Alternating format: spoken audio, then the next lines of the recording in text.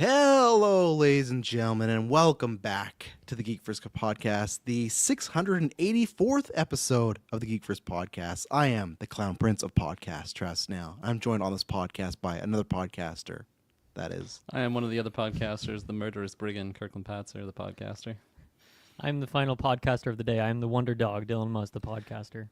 I feel like that's not just because we reviewed Fallout, but I feel like that'd be a very Fallout or Elder Scrolls where there's like a clan that's just the podcasters, and they would say it like every, like, we are the podcasters, you are the, like, it just, you know, we had a good thing going there. Time to record is what they'd say, like right before they go into a duel.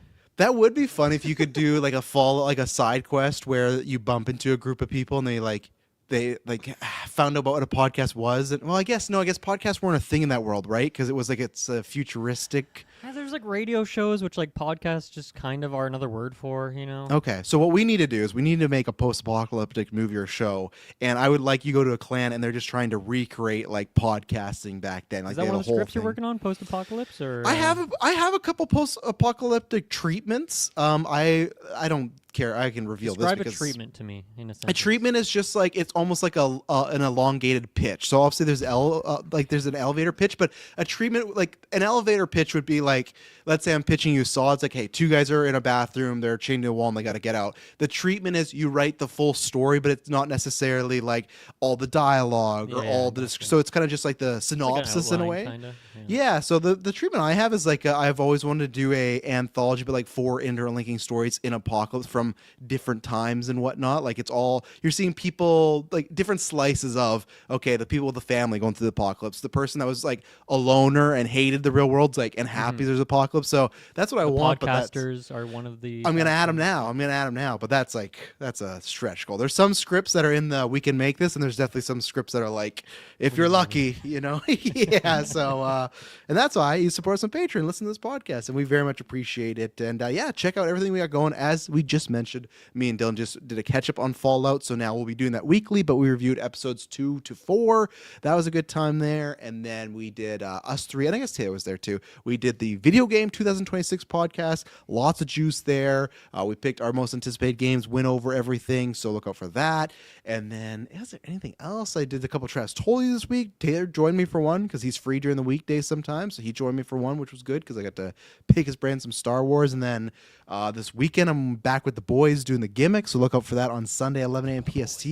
We got our best of the gimmick awards are this weekend. We just do we're still working on the fan base. So at some point I'd love the patrons to vote. But right now it's just us 3 that are picking our own winners and whatnot. But maybe one day there'll be a Golden Geeks for Wrestling. But it's a good time. So check out that. And this whole month is filled with predictions, drafts results, Golden Geeks. It's a very fun time here at Geek First. If you're new to the channel, there's just a lot of staples that people look forward to every year. Now's the time to subscribe to the main feed or on Patreon, but we'll talk about that a little bit later, and you get a bunch of benefits there. But how's everyone doing?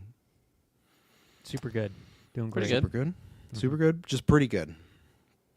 Pretty good. It's my Friday today, so How'd that test go, tomorrow. Brooklyn?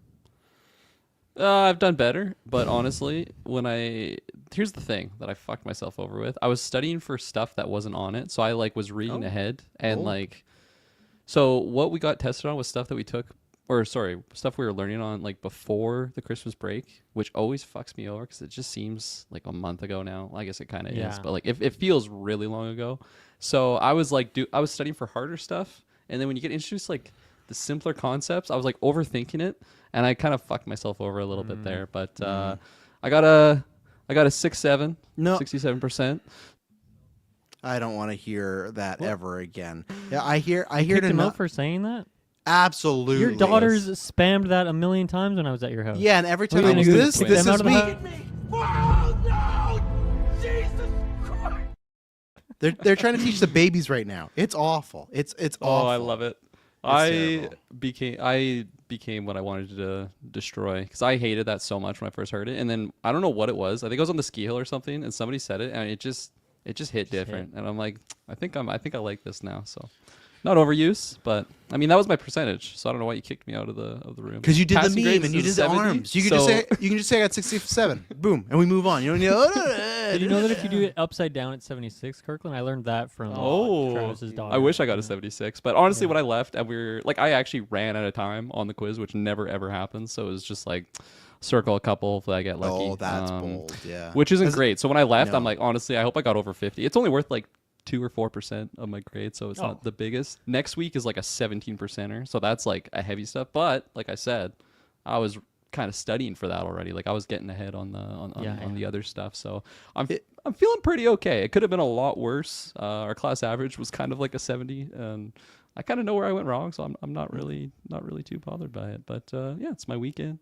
I kind of hurt my pinky somehow though. I don't know what I did. I think I bumped it, and now it's just a little sore. But I'll live.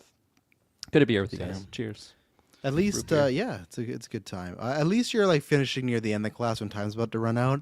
Because if you finish like super early, there's either two spectrums. You're a genius, or you're like me, and you in school were just fucking dumb. Because you would finish early, I'd You don't finish even open your calculator. You just barely, and I would look around, and when you know there's multiple people that are smarter than you, and they're still working away, it's like, oh, I failed this test. I fucked this up because Well, there's no way I can be done before them. So That's what I was joking stay in school. about with my friends afterwards, because it's a Scantron test. Like these quizzes, they're just 30 questions, all multiple choice, but Scantron. And I'm like, you're fucked when you're looking at your bubbles and you're like, there's too many B's in there. I feel like I gotta Absolutely. change the shape a little bit. So it's like, if you know the answer, and it doesn't matter what the shape is. But when you really are out to lunch, then you're like, oh, I got to make this look a little wavy. I think there's too many B's in here, but you If also I was don't a want to teacher- second guess yourself, because then you usually Yes. switch it to the wrong answer. if I was a teacher, at least once a year I'd do one test where one answer is all the same letter, just to because I'd really fuck with somebody. Like, this can't be right? But you have to go with your gut. So teachers out there, you should definitely do that.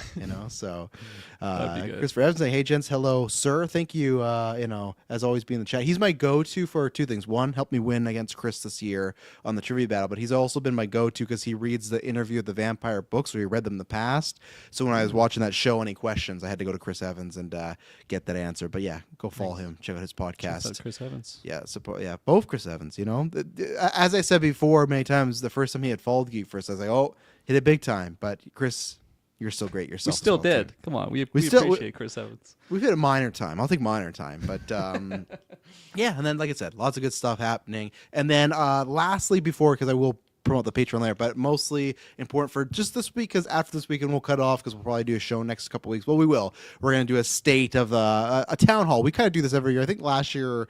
Oh, we didn't, because I wasn't even here. So that's where we just kind of didn't really do too much on that front. We didn't have all of us around. I was too busy in the first 2 months, but we're doing our survey. That is the first link you can see when you click on the description. Please do that. It's a satisfaction survey. Probably takes you 5 minutes, but not even. I think it's just like 7 or 8 questions. And some of them are just like multiple choices, like click a yes, click a no, click a number. We'd really appreciate that, because that kind of can. Sometimes we like ideas. There's been a couple ideas that I'm excited to talk to these guys about. And, we should do that. There's things where like the 6-7. Someone said on Trav's Told You was like, oh, you should talk about culture phenomenons. That's where it's like, I don't know what that would be. So it's like, do you want a segment on 6-7 and me just ranting about that? I don't know. So go down below, hit that survey. Yeah, One person wants one person. But that's where, and we always kind of do a sequel where we say, hey, let it give some more information. But yeah, that just lets us know what you're liking, what you'd maybe want us to bring back, what we could improve on, all that stuff. We always, we do this podcast for each and every one of you, and you guys are the test audience. If you guys aren't happy, we're not happy. So if you can put stuff in there, we'd very much appreciate that, because yeah, many times we change course or bring in some new stuff, so we would appreciate hearing from you. But here we are, 2026, as usual.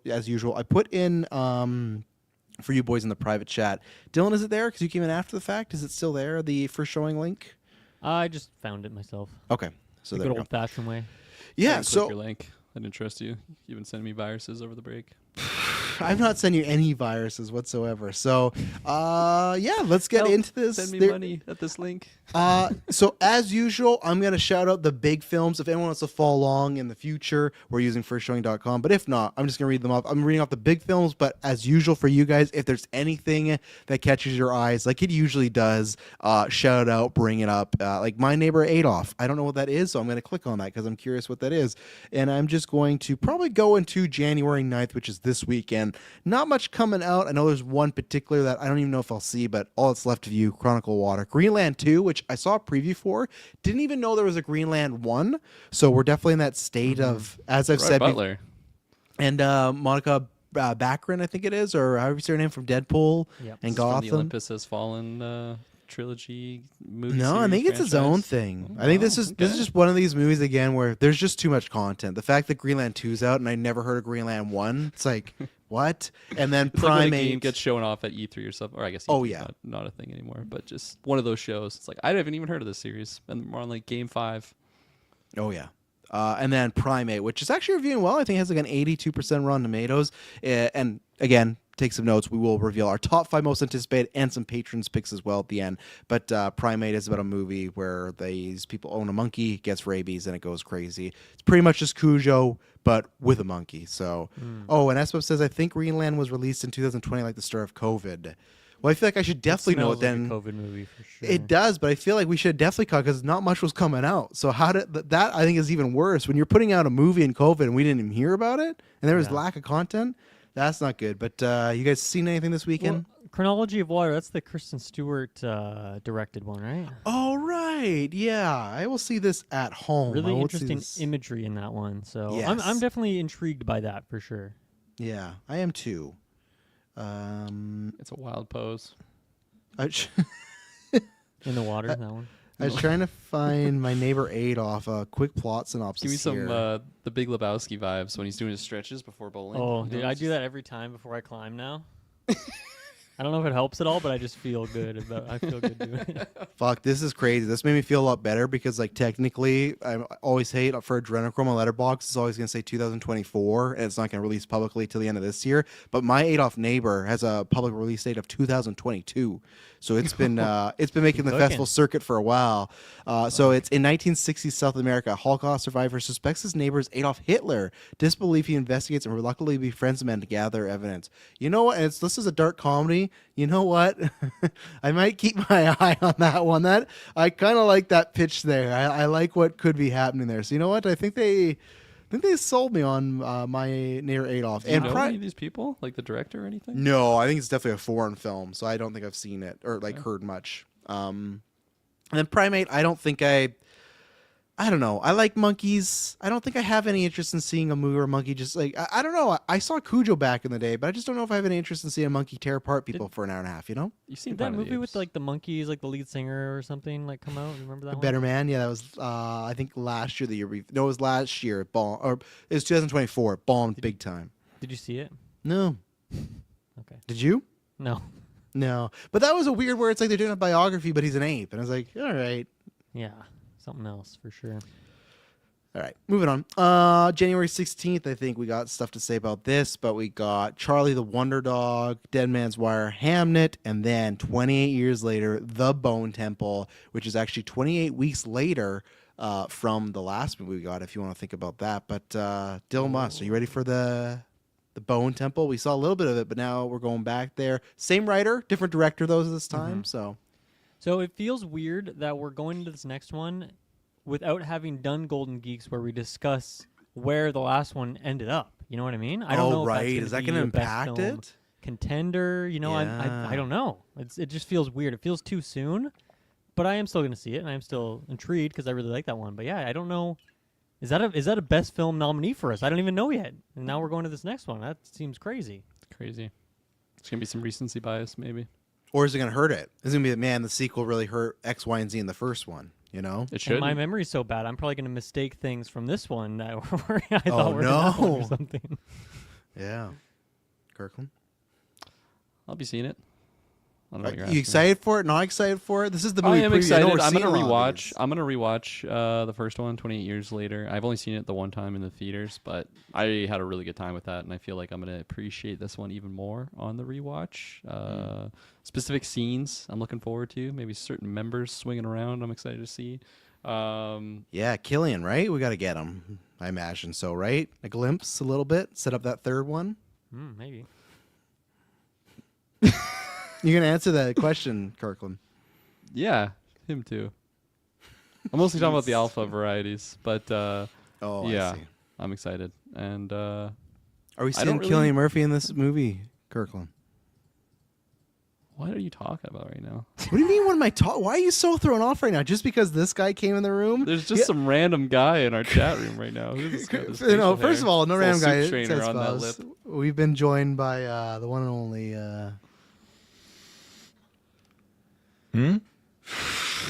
This is where you Is that for speak. me? That's where you speak. I don't. Taylor Phil is in the room. I was going to let you, You introduce glitched out yourself. on my screen. Personally. Oh boy. Yeah, I am the. Oh. Yeah, T is for Taylor. 2 is for 2026. Field.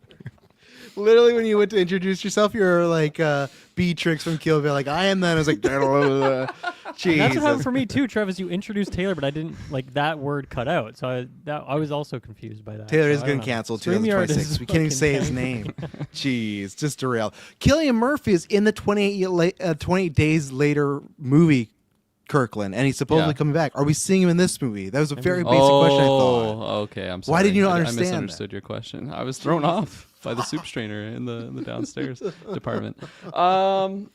Yeah, Best year yet? I think so. All right. With confidence. Taylor, you excited for Bone Temple? That's far. We're only 2 weeks into the year so far. I am excited. Yeah, it's Madison. I'm like, hey, can I go? Good She's luck. like- she said no. No, yeah, I'm excited. I'm going to it. I'm pumped for it. It's gonna be a good time. I don't think you're seeing Murph in this movie at all. Murph. Not that one. I think you're definitely seeing him just so they can get you back for the third one. The way, and we're gonna talk about minor spoilers, but the way how the first one ended, where the movie ended, and then it gave you like the prologue of Jack O'Connell and the Jimmies. I think this movie's gonna do the same old thing, but the prologue or the epilogue's gonna be Cillian Murphy. So it's gonna be literally like the last minute of something happens, and he's there and like, oh, you want to hear my tale? And then boom, that's what These happens. are the Murphys, I don't opposite think of the that. Jimmies. Well, he's also Jimmy. Remember, that was what was annoying. Is his character's name Jim in the first one? Oh, so he's the OG Jimmy. Everyone thought, that the Jimmys were him, and then Jack O'Connell showed up, and I was like, "Who's this guy?" Right. But It's gonna beat the shit out of them. That's my name. Dig my it name could back. be, yeah. Courtesy of the So Peaky Blinders. Be a Peaky Blinders crossover.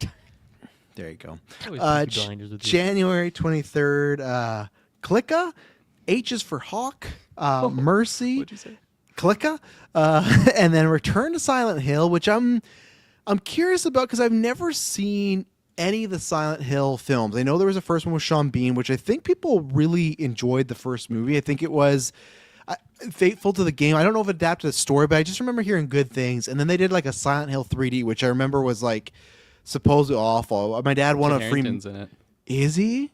Okay. One time my dad won like a free 3D pass. That was the only movie playing that weekend. I'm like, we're good. We can just stay home. Like, let's watch something else. So this is coming back. I've seen a lot of hype for it on the timeline and then where I circled as far as just like certain shots and visuals. And I can't remember if the directors, I'll have to look while you guys talk, if it's the one that did the original Silent Hill movie. I just think people are hyped for this. They've had some good marketing. So I will, if there's some good word of mouth, check this out. It's too late to do a retro, so maybe in the future. But I've been hearing good things. But I've also never been like a Silent Hill guy. As we're talking about like Resident Evil and SideQuest recently, I grew with that. Silent Hill, I never really did. So anyone seeing this, checking this out, etc.?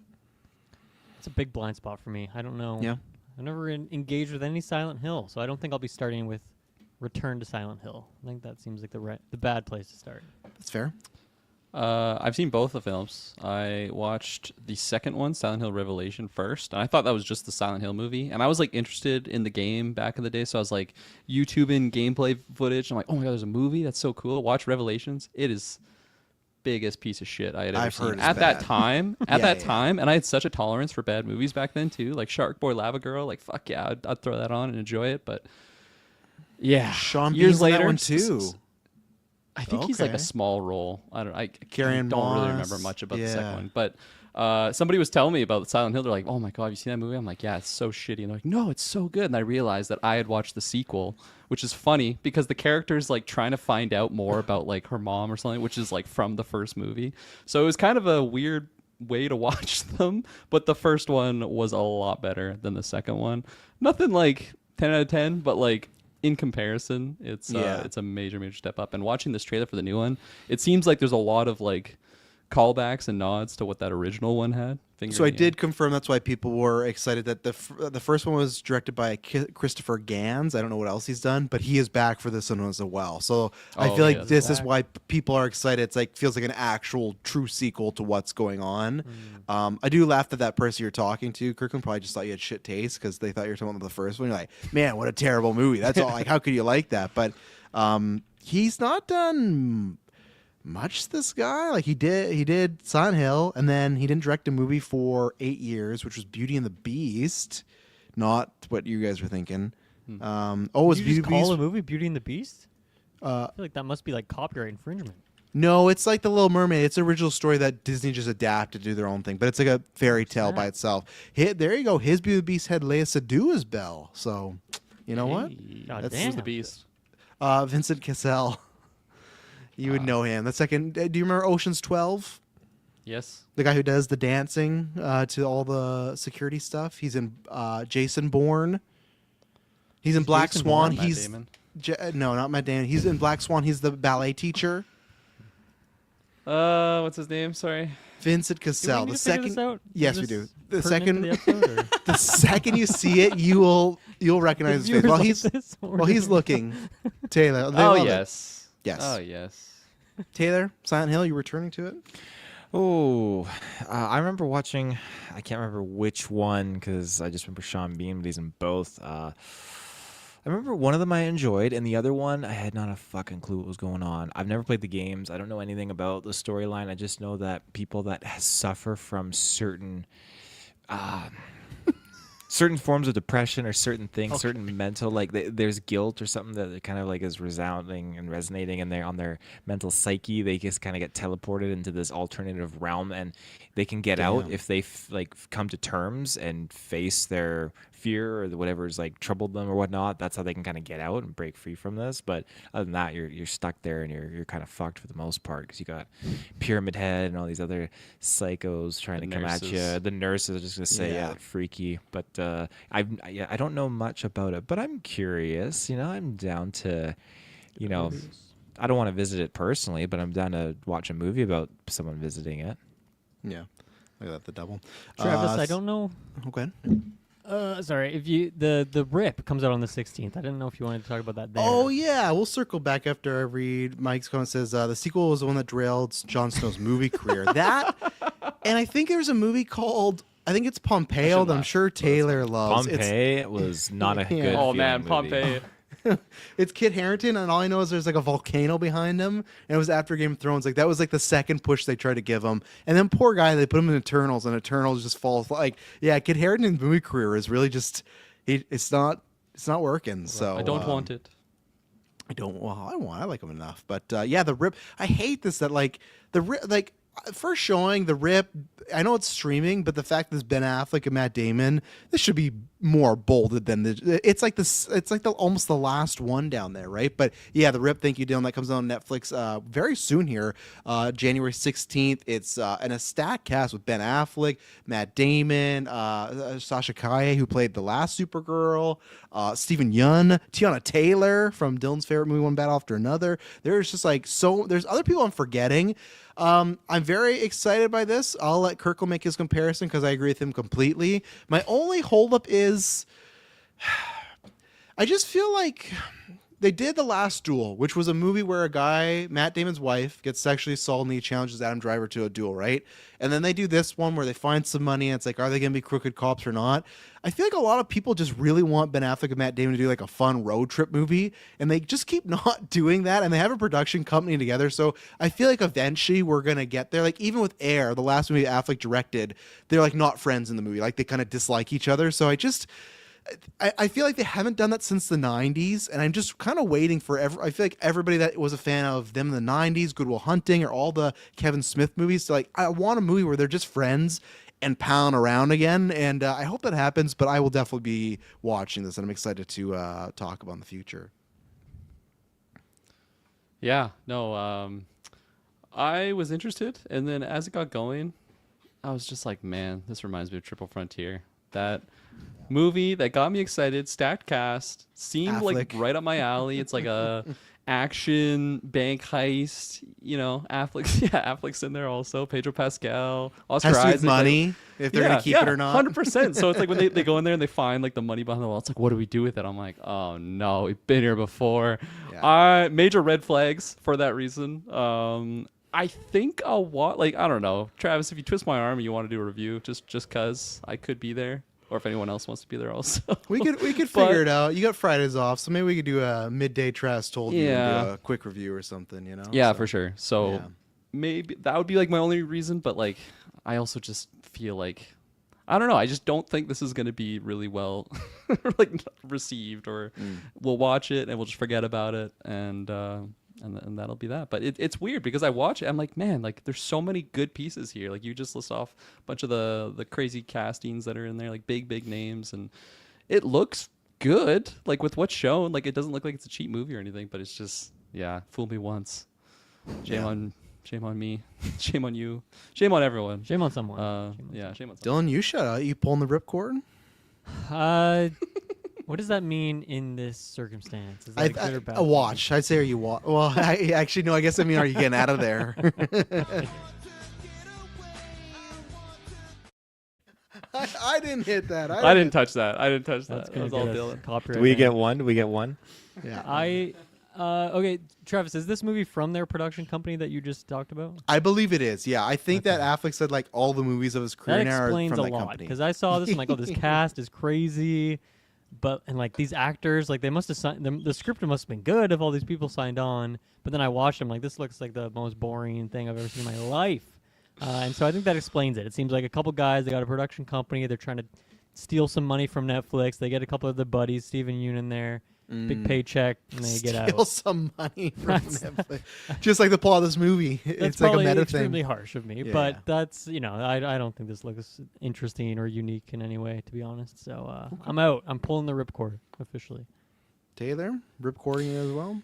You know, I put that trailer on. I thought this is engaging, and I like what I see here. Okay, when you said this was a game, it sounded like you had a question mark at the end of it, so I wasn't sure. there. No. I couldn't really keep up to it because I thought, okay, it's gonna be these two cops against the world where they find this huge just stack of cash, and then it's dealing with cops that are like, oh, what was the term that they called them? It was cops that are robbers pretending to be cops, I think is how they said it. There was a Pigs is the certain word you're looking for.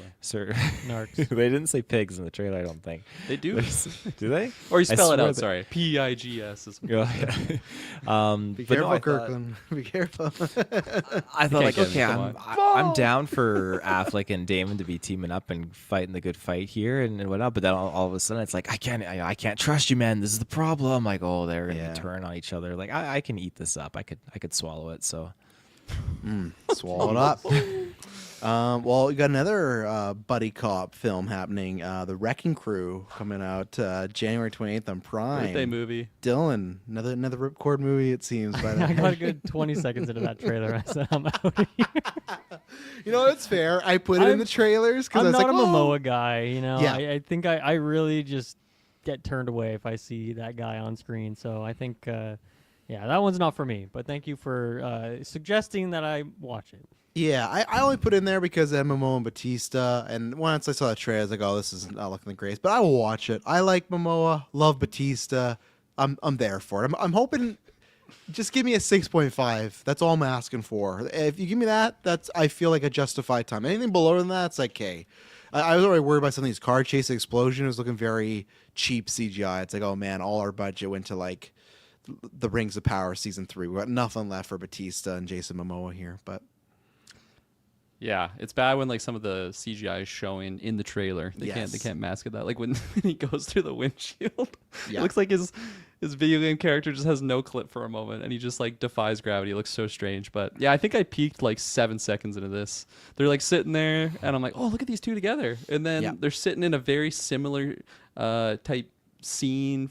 Thinking about 21 Jump Street.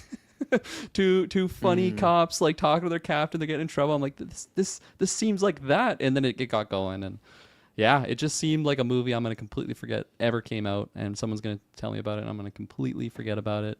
I don't think I'm gonna get to this. Your dad's gonna love it though, or something like that, right? That's gonna. I feel like it's gonna be a Yeah, parent movie, probably. Like, oh, Yeah, the Wrecking Crew, yeah. man. You know. My parents are on the Prime, so yeah, it's probably there, which is fine. You know, like Yeah. if you enjoy it, it's totally fine. Because there was a couple of moments when I glanced over and I'm like, I don't hate Momoa. I think he's a caricature now for me. So when I see him, like, Yes. it's tough to ever take him seriously. Unless maybe we get some like crazy uncut gems performance from him that just totally I shifts would my whole watch that movie paradigm on though him. of Momoa Oh, in yeah. Uncut Gems. That'd be great. Hair and That'd be all. crazy. You know. Yeah, but just I don't know. There's a couple moments in here I'm like, yeah, he's doing his regular thing. I don't know how I feel about the chemistry between those two either. Like from what the trailer showed me, I feel like it's two names that it's like, oh, two tough, funny dudes, or like just. It Yeah, they're seems very like similar it types, should I be. guess. Yeah, yeah. But I guess for some Batista's reason. kind of being the straight man, right? Because he's like he seems like he's the serious cop, and Yeah. Momoa's like the joke machine type of guy. Yeah. So, yeah. So I don't know. But I feel like it's gonna be a movie that in our Discord, which join the Discord. Our Discord in that life. When I talk to people that have seen, I can't remember the fucking what was it, Licky Stanicki or whatever the hell the John Cena movie Ricky was. Stenicki. Ricky Stenicki. When I talk to Real World, people are like, oh, that was so funny, man. That's gonna be this could be that movie. I'm like, all right, Ricky Stenicki was one of the worst movies I ever seen, and I'll say this decade. It was tough to get through, and I love Cena, but that's why I feel like that you could hear a lot of people like, oh, the Wrecking Crew, that was such a good time. And like, I feel like a lot of GA people will see this on their Amazon Prime, like Batista, Momoa, because I feel like those are two guys that people generally like. So I feel like it's an easy click. Like, I think marketing wise, great pairing to put these two together because I think people will give this a chance easily if they already got Prime. It's the same example as the people that are like, oh, Yellowstone, Tulsa King, but except it's the different demographic. Yeah, it's where a streaming like Wrecking streaming Crew comedy and- movies. Yeah, it's the Yeah. streaming. Yeah, Heads of State. What was shit? Oh, right, that's the one where it's Idris Elba and John Cena. John Cena is the president. It was okay. And I'll answer this question because it's a little gimmick centric. Who will be a better duo, Momoa and Batista or Momoa and Roman? I don't know. We'll get to Street Fighter. I don't know if Momoa and Roman Reigns are going to have scenes together. And I'll say Batista because as much as I love the Tribal Chief, he's no Batista. Batista, one of the greatest actors I think working right now. Doesn't look like in this trailer. But Taylor, are you watching this before we move on? I think there's a high chance I'll watch it because I was stringing along throughout the whole trailer, but once we got to the point at the end when he's like, the girl's like, "Why are you driving a minivan?" He's like, "Because my car got blown up." I was like, "Fuck, that got me." I was laughing. I actually liked that. Yeah, that was good. He blew it up. That's not what happened. Yeah, I guess I didn't say. I'm watching this too. This is easy click for me. I'll watch anything with Batista, even though I haven't watched that Mila Jovovich movie yet. Have you watched that, Taylor? I need Came to out, watch early it last year. again. If we do a Mila retro, we can slide that in No. there. Oh no! Come Close on. Encounters of the Fourth Kind. No, I no. mean, Monsters. We're doing Monster Resident Evil. Hunter. Not- Close Encounters of the Fourth Kind. That's Mila Jovovich. Okay, so like, why they're just ripping on the Close Encounters of Third Kind? Hang Wait, on. what? hang No. on, hang on. I Are we talking think about the I'm same fucking up the thing? title. What's the title of What's the Spielberg sequel? movie?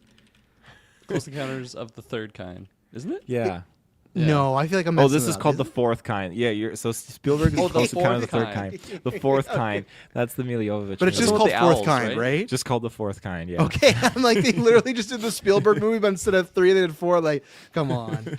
They Let's played see music here. to communicate with us. Yeah, it's Mila singing. January 30th, we got Send Help, Shelter, Worldbreaker. Don't know those two, and then Iron Lung, which I'll shout out because that's like made by I can't remember what's his name. It's like Mark Pillar or Mark Pillicat. He's like a YouTuber or something. He has long hair. He does reactions. He plays games, but it's a big deal because it's like getting a big. He funded the movie and it's getting a big release. He's even playing Kelowna. I won't go see it because I don't know. It's based off a video game too, Dylan, called Iron Lung. Have you heard of this game? There's a game called Iron Lung. Yeah, so like it was an indie game. This guy streamed it and he really liked it. And then I guess he talked to the creators of the game and he bought the rights to do the movie. And then he funded himself. So yeah, so like I want to see this and support this, but this I think will be more a buying at VOD. Just markup. There you go. I know like. When I was watching that New Game Plus day, I know no esports people, no streamers. Like, I'm so bad at that. Like, anybody that's YouTube famous, like even Mr. Beast, I just learned about that guy like last year. I had no fucking clue who that guy was, Like, so I have a blind spot there. But I want to support, but it's just like I only have time to see certain movies. And if I see anything, I'm definitely seeing Send Help. Send Help's a day one for me. I Yeah. cannot wait. So I'm very excited for that one. I mean, Raimi doing a weird island thing. You know, they've Yeah. been doing their crossover marketing with Survivor, which I'm into. Rachel McAdams just going off. So I'm very excited for this one. I mean, am I going to see it in theaters? I don't know. It's hard to get me to the theaters these days, but I am quite excited for this one. It's one of my. I mean, I got to start writing these down because I don't know what my anticipated is right now. I'm going to write this down, so it's a contender. I'll say right off the bat. And S-Bubs is right. Yeah, the Iron Lung movie, that's their big selling point. It's the most blood in a movie ever. Breaks the 2013 record. And that's where Nice. something to do with the game. So, yeah, I'll definitely check that one out at home. And then, yeah. You guys seen anything? I randomly saw like a YouTube short or something of like Markiplier talking about it, and they show like behind the scenes and like the contraption that they use for it. I don't know anything about it, so I don't really know what that object is for, but it looks crazy, like the setup, and then they showed like the blood shooting off. So I probably won't watch it just for whatever reason, but cool.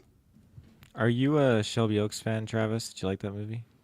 I did like it. I thought it was like had some really good moments, had some serviceable stuff in there. I think a lot of people shat on it because it was a YouTuber making a movie, and Well, it's like, that's you don't know how to do it, and it's like, all right, calm down. Like, he's making a movie, you're not, you know. That's what I was gonna say, because I was just looking at like this Reddit thing where like we need to talk about Iron Lung, and it's just people shitting on Shelby Oaks in the comments. Oh, is for it? some reason they're saying that this movie looks worse than Shelby Oaks. Oh, well, That YouTubers should stick to being YouTubers.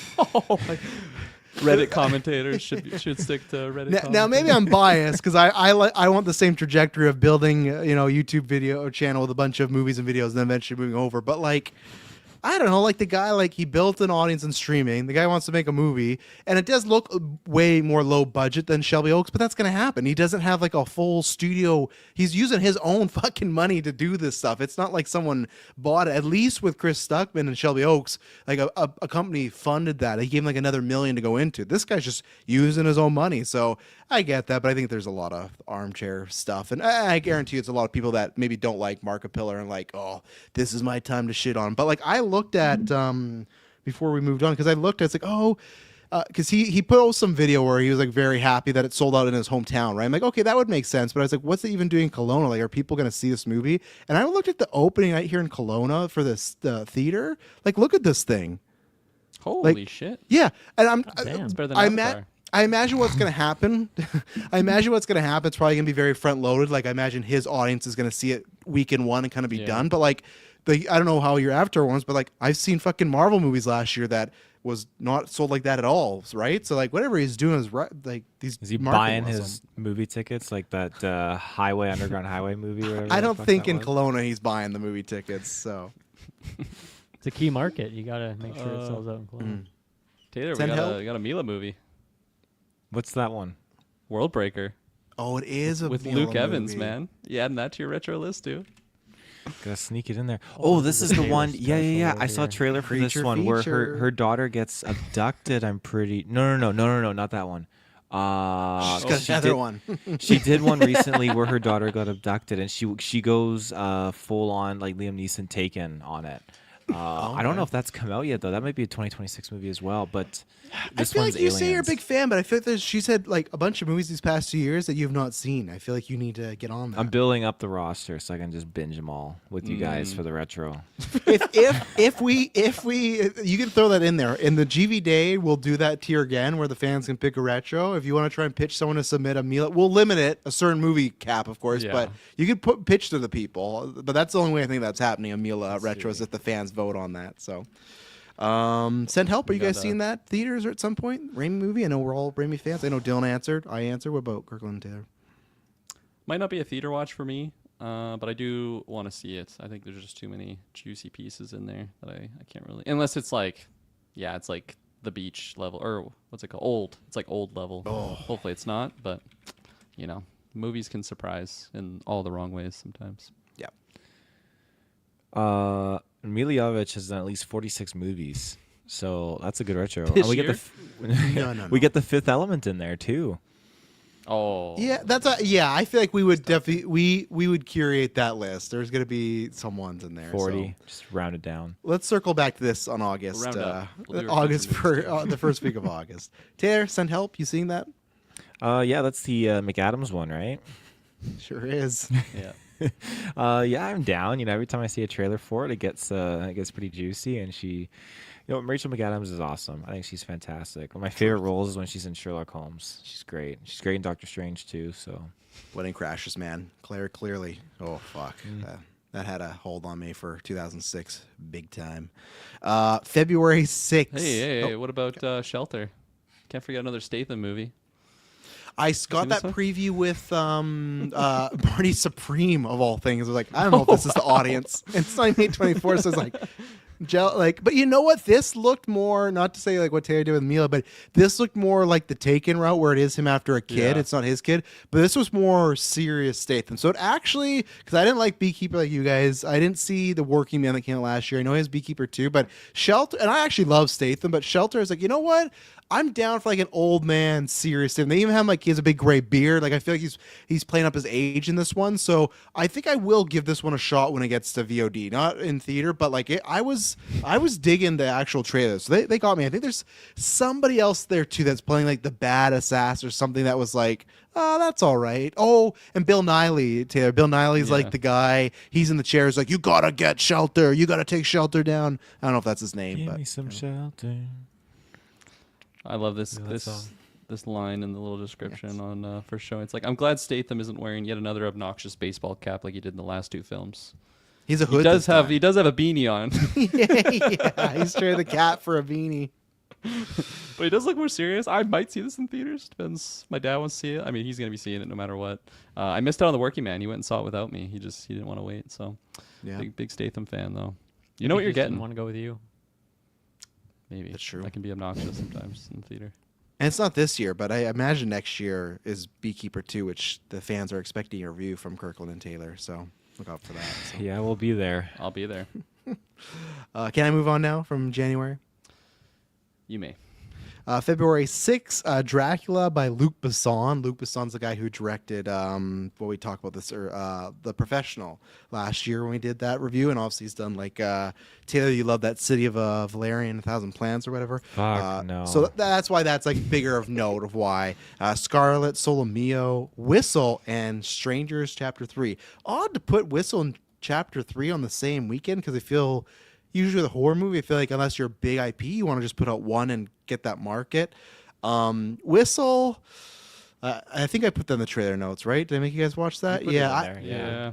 that one I think is, it's going one way or the other. I think I just don't know. Is this a Talk to Me or is this one of those other lower tier ones? Let's just put it out here. The dialogue of a call to the dead, calls the dead, versus calls no, your it actually says it calls your dead. Like, oh, get the fuck out of here! Are you kidding me with this shit? I did like it has a bunch of gimmicks where you whistle, you see the dead. I didn't mind that it's like, oh, your death is coming for you. It's like, okay, you got Daphne and Keenan there. You know, she's starting to star in some That stuff. is Like, cool. Yeah, I want to see her in Yeah. that stuff. I'll definitely see this. Well, VO. As I say, I'll definitely see it at home. I don't know. I could also see me logging in and this being like an 8% on Rotten Tomatoes or something like that. So if it's like even if it's raw and been like a 50-40, I'll give it a chance. It looked like it could be fun. I thought there was some fun like visuals with some of these scares. Looks like you could have like very like It, Pennywise, Freddy Krueger like dream sequences going on. So Are you blowing the whistle, Travis? We're all hanging out. GV 24-hour no, stream. You no, got the I'm whistle. not. It's the same way when you were pitching, like were pitching to go film in the Vernon Theater. It's haunted. It's like I want to do it for the idea of it, but at the Well, same it's time, fine. it's like, It's a friendly spirit. It's fine. You're not gonna get haunted or anything if you go in there. sure. I'm not blowing the whistle. Not happening. Are you blowing it, Dylan? No. No, absolutely not. Not blowing that whistle. I know you are, Kirkland. You know how dirty that mouth valve is, though, Taylor? Oh yeah, Some nasty thousands lips years were on old. that thing. Yeah. Yeah. I am not blowing it, and I'm not seeing it either. This is not for me, this one. Wise man. Have you guys clicked on Pillion? Have you guys seen that one? It's a Skarsgård, one of the Skarsgårds. Absolutely. Yeah, I can't wait. That for has and some it's crazy imagery going on in those screenshots there. So that And was you know, That, it's Dursley. Yeah, Dursley, yeah. it's Harry Potter's cousin. Yeah, he's all grown up now and Dudley. everything. Dudley. Yeah, he's actually a really good actor. He was in a movie called The Pale Blue Eyes a couple years ago with Christian Bale. He played Edgar Allan Poe. He's really good. So yeah, the idea of Pillion is that him and Skarsgård get in a relationship, but he's like a dorm. What is it? Because if there's the dominant and then who's Dominatrix. yes, but who's the person below that? Who's the person that's being like you are abusing or making them do stuff? I don't know if I Dominator. can say it. They have no Dominator's Skarsgård. He's like If I can say it. Either way. Type it out for us. Skarsgård's the guy who is like, you got to get me this, you got to get this type of suit, you got to do this to me. But I will definitely see Pillion at some point. I don't know if we get it in Kelowna, but Pillion's on the list for sure. I don't know the top 5 list, but and I'll see Dracula at home, and then Strangers Chapter 3. I actually don't know if I'm gonna see it. I know we were supposed to review it, and then realized stuff happened, and we never did Chapter 2. We're gonna do the whole trilogy. Chapter 2 was so bad, it got to the point where it's like, I don't even know if I need to finish Chapter 3. Like Chapter 2 was really rough. So I don't know. Kirkland, are you catching up on these Stranger Things, or are those just dead in the water for you now? I've seen all the Stranger Things, but the Strangers, I kind of just want to Google or YouTube the scene of the Revenant scene just to see how bad it is from Chapter 2. Minor spoilers, I guess, if you haven't seen that. The There's something boar like that. scene, The yeah. boar scene. Yeah, CGI boar scene in the slasher movie. Yeah. I mean, I thought I was gonna be there for Chapter 2, but like we had to reschedule for life reasons, and it's like I just don't have the gas for that to go see it alone, and like especially if I'm not gonna be doing a review for it, talking to you guys about it. Like I'm just gonna watch it and just sit on my thoughts, maybe give a little letterbox review. I got other stuff to watch. Did you guys watch the trailer for Chapter 3? No, I didn't even put in the list. No, I didn't even click the image. You watched it? You watched Chapter 3 trailer, but you haven't seen Chapter 2? I haven't Big seen spoilers in Chapter it? 2, but I mean, what am I missing? It's the same girl, right? Just still stringing along, straddling about with the fucking killers coming after her. Okay. I thought they would have spoiled, and Chapter 2 ends in like a big way, so I thought they would have spoiled. To be what honest, happened. I only watched about 15 seconds of Well, there the you Chapter go. 3 trailer, so I just saw her running and the guy swinging his axe around like I'm a doofus. But There's a reason he's running this time, so. yeah. The boar is coming together. Yeah. The boar has become the villain in this one.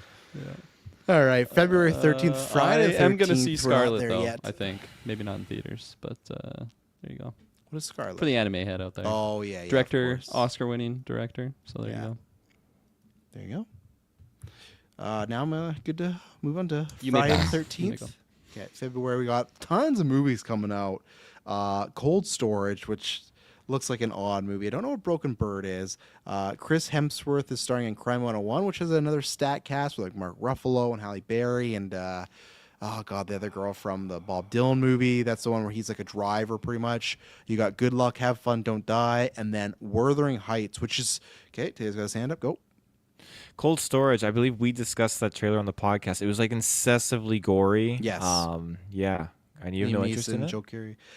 It looked very cheap, and not in the way where like Iron Lung, where I said like, oh, he's doing this, but like this just looked like a company just trying to I think I'm fine with watching a movie that looks cheaper or more low budget or independent when that's all you can do. I think when you're doing the more high concept CGI and effects and it looks low budget, that's when I have more of a tougher time or engaging. And I just remember the trailer not being that funny. I like Joe Keery a lot. I still have to watch that movie. I suppose always tells me about the driving, but I refuse to because every Halloween retro it gets closer to winning. I got second place this year. So if people say good words about Cold Storage, I will watch it, but I'm not being the first one to dip the feet in there, you know?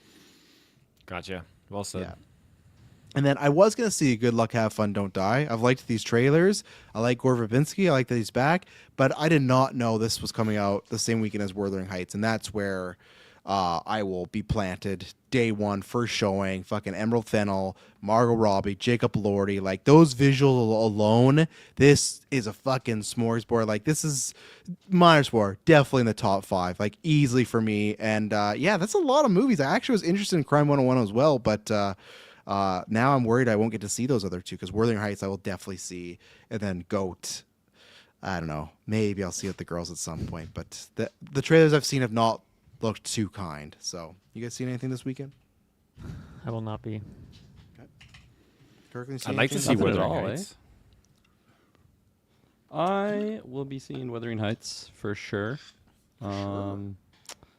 Dependent on Shay's schedule, 'cause she really wants to see it too. So if she works that night, probably not. But I am also very stoked for Good Luck, Have Fun, Don't Die. Man, Sam Rockwell, fucking love him, and he's just a wild character in this. So I actually turned the trailer off because I didn't want to be spoiled too much. It was showing a lot more than I kind of wanted to know, but like at the same time, I'm just gonna hit erase and just try to forget all that when I go to the. I saw the first trailer. I don't know when it came out, a month or plus ago, and I was like, I'm gonna be there. It comes out day after my final exam, so it's gonna be a nice little. Or actually, no, it'll come out the day of because it's usually the Thursday. I think that's the Friday showing is what they're showing on here. But I will probably be there on that evening because I am very stoked on this one. So there you go.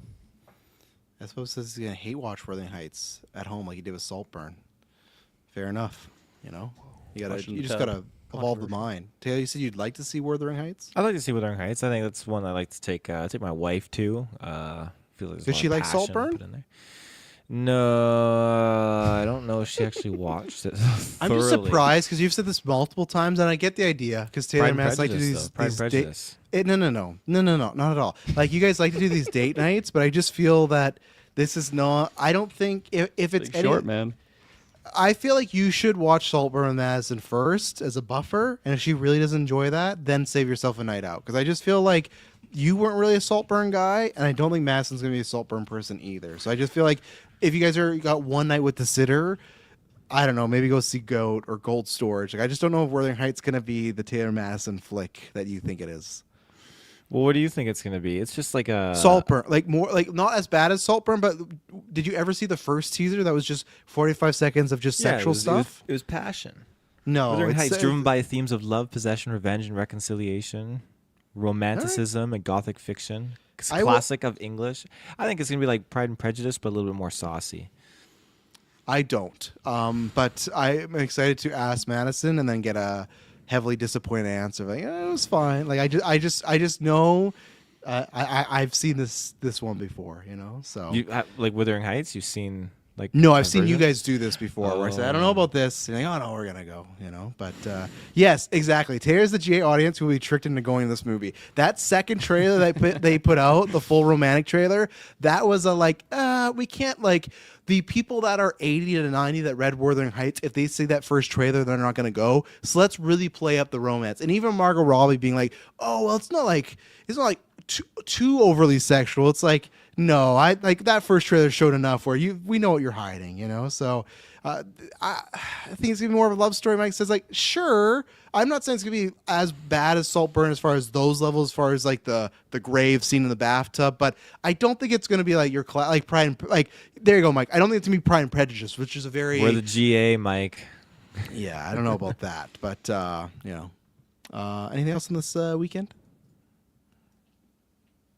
February 20th, How to Make a Killing. I Can Only Imagine 2 and Psycho Killer. I've not seen the trailer for either Psycho Killer or How to Make a Killing. I know you guys, I can't remember who was on the cast, but spoke highly of Psycho Killer.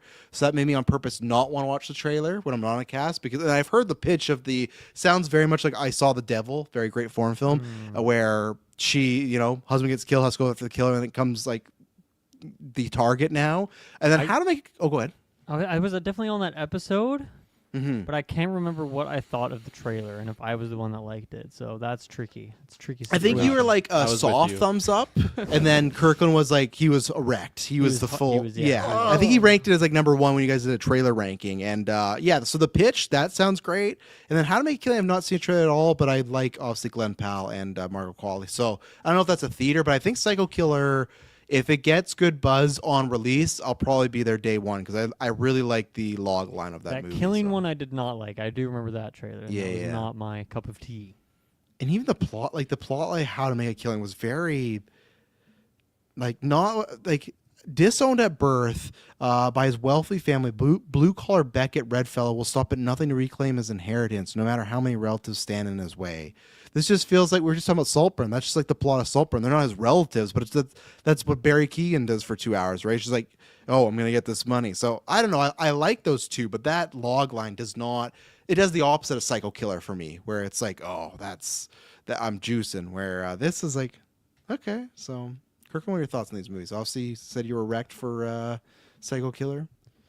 Yeah, absolutely. It reminded me a lot of some things from Longlegs, just like the more, Oh yeah. I think like the satanic stuff that's involved in that movie. It kind of reminded me of some of that stuff, and it just looks fucked. I don't know. I'm kind of nervous to watch it, but I want to because it looks like my type of horror film. Not so much jump scares, but just like a slow burn of just unsettlingness. So I will be there. Is this a theater be there though? I think that's dependent on a review. Like if we Okay. actually got commitment there. If not, We'll circle it'll be, or I might just go see it in theaters with my dad because my dad's my my horror movie compatriot. Most Unless he movies, sees it but without you, you know. I don't think he would do that. We're still been waiting to watch Weapons. We're gonna watch Weapons this week together. So Nice. there you go. Oh, there you go. It's good for Golden Geeks. There you go. Can't wait to hear about that. Maybe we'll hear from Taylor another time. February 27th, we got the epic Elvis Elvis Presley in concert. It's just a bunch of his concert stuff redone in 4K. So there you go. I don't need to see that. And then Scream 7. I will see that. Pretty worried about that movie, even though I didn't hate the trailer like a lot of other people did. I liked some of the themes there, but obviously they've had a rough go. And yeah, I think there could be something fun with this gimmick of bringing back old killers through AI and using the voice. But yeah, I think the word of mouth on this one has been like mild, so we'll see. But I'll be there to see what Nev Campbell and the crew's up to, you know. So Nothing for your boy here. okay. No epic Elvis. You should go see it with your parents. This is their wedding song, right? So you should go take them to Epic. They can go have a little date night, Taylor Madison style. Yeah. Oh, I've heard this is directed by Emerald Fennell as well, though. Elvis does some really messed That up would be stuff in it. something else, yeah. Yeah. Kirkland, anything 27th? I don't think so. Nope. Taylor, just to cycle back for Scream 7 27th, and then on the 20th, How to Make Killing and Psycho Killer. Any of those floating your boat? Scream, I'm intrigued in, and the other one was How to Make a Killing as a Psycho Killer. No, sorry. That'd How to be Make a good Killing, title right there. and then a separate movie, Psycho Killer. 2 separate movies. You know what? Let's watch some trailers, and I'm intrigued. Okay, check out Psycho Killer for sure. I think that will be up your river. Now we go into March. March 1st, nothing really there. Better Tomorrow, I don't know what that is. March 6th, we got a few things coming out here. We got The Bride, we got Pixar's Hoppers, and then for Mr. Patzer, I'll start off with you. Peaky Blinders, The Immortal Man. Obviously, that is a movie follow-up, I guess maybe ending to the show. It's going to be in Netflix, or it's going to be in theaters, I think, for 3 weeks at first, and then it's going to go on to Netflix. But Nice. if we get some screenings, I imagine you're taking a Oh yeah, Rocky Road to Dublin or wherever they take place in that show. absolutely. I'm grabbing my newspaper boy hat. I'm going in there, dressed up in my suit, courtesy of the Peaky Blinders. I wish I dressed that nice, but I'm pretty hyped for this. Cool cast of actors that I like to see on screen. Rebecca Ferguson's in there. Barry Keoghan is in there. Barry if I Keoghan, remember yeah. correctly. Keoghan, and Keoghan. it's gonna be cool to just see this on the big screen. So I'm gonna take the opportunity and go see it in the big screen. And I would love to be able to, say, oh yeah, I'd love to rewatch the show before then. Not gonna happen. I'll do a quick little YouTube recap of everything that's led up to this moment. But recently rewatched Oppenheimer, so I'm just like Killian'd up right now. And then Oh yeah. 28 Forgot he was years in later. 28 Bone days. Temple. Sorry. Forgot he was in 28 days though. That's Yeah, 28 days. Jimbo. Jimbo. 28 years though. Bone Temple is gonna be in there, right? I Why hope you look so. so perturbed right now, Travis? You Just bite a down lot, your of, just tongue a or lot something? of a lot of stuff going on right now. So, and Bride, What's going on Hoppers. behind that table? No, it's all this conversation, Killian Murphy, everything, and no Bride, no Hoppers. Kirkland. The Bride. Is that the wait? That's the Bale one. That's Christian Bale and Jesse Buckley is going to win an Oscar in a couple weeks now. Yeah, Okay. directed by I- Maggie Gyllenhaal. Is this also a Frankenstein sitch?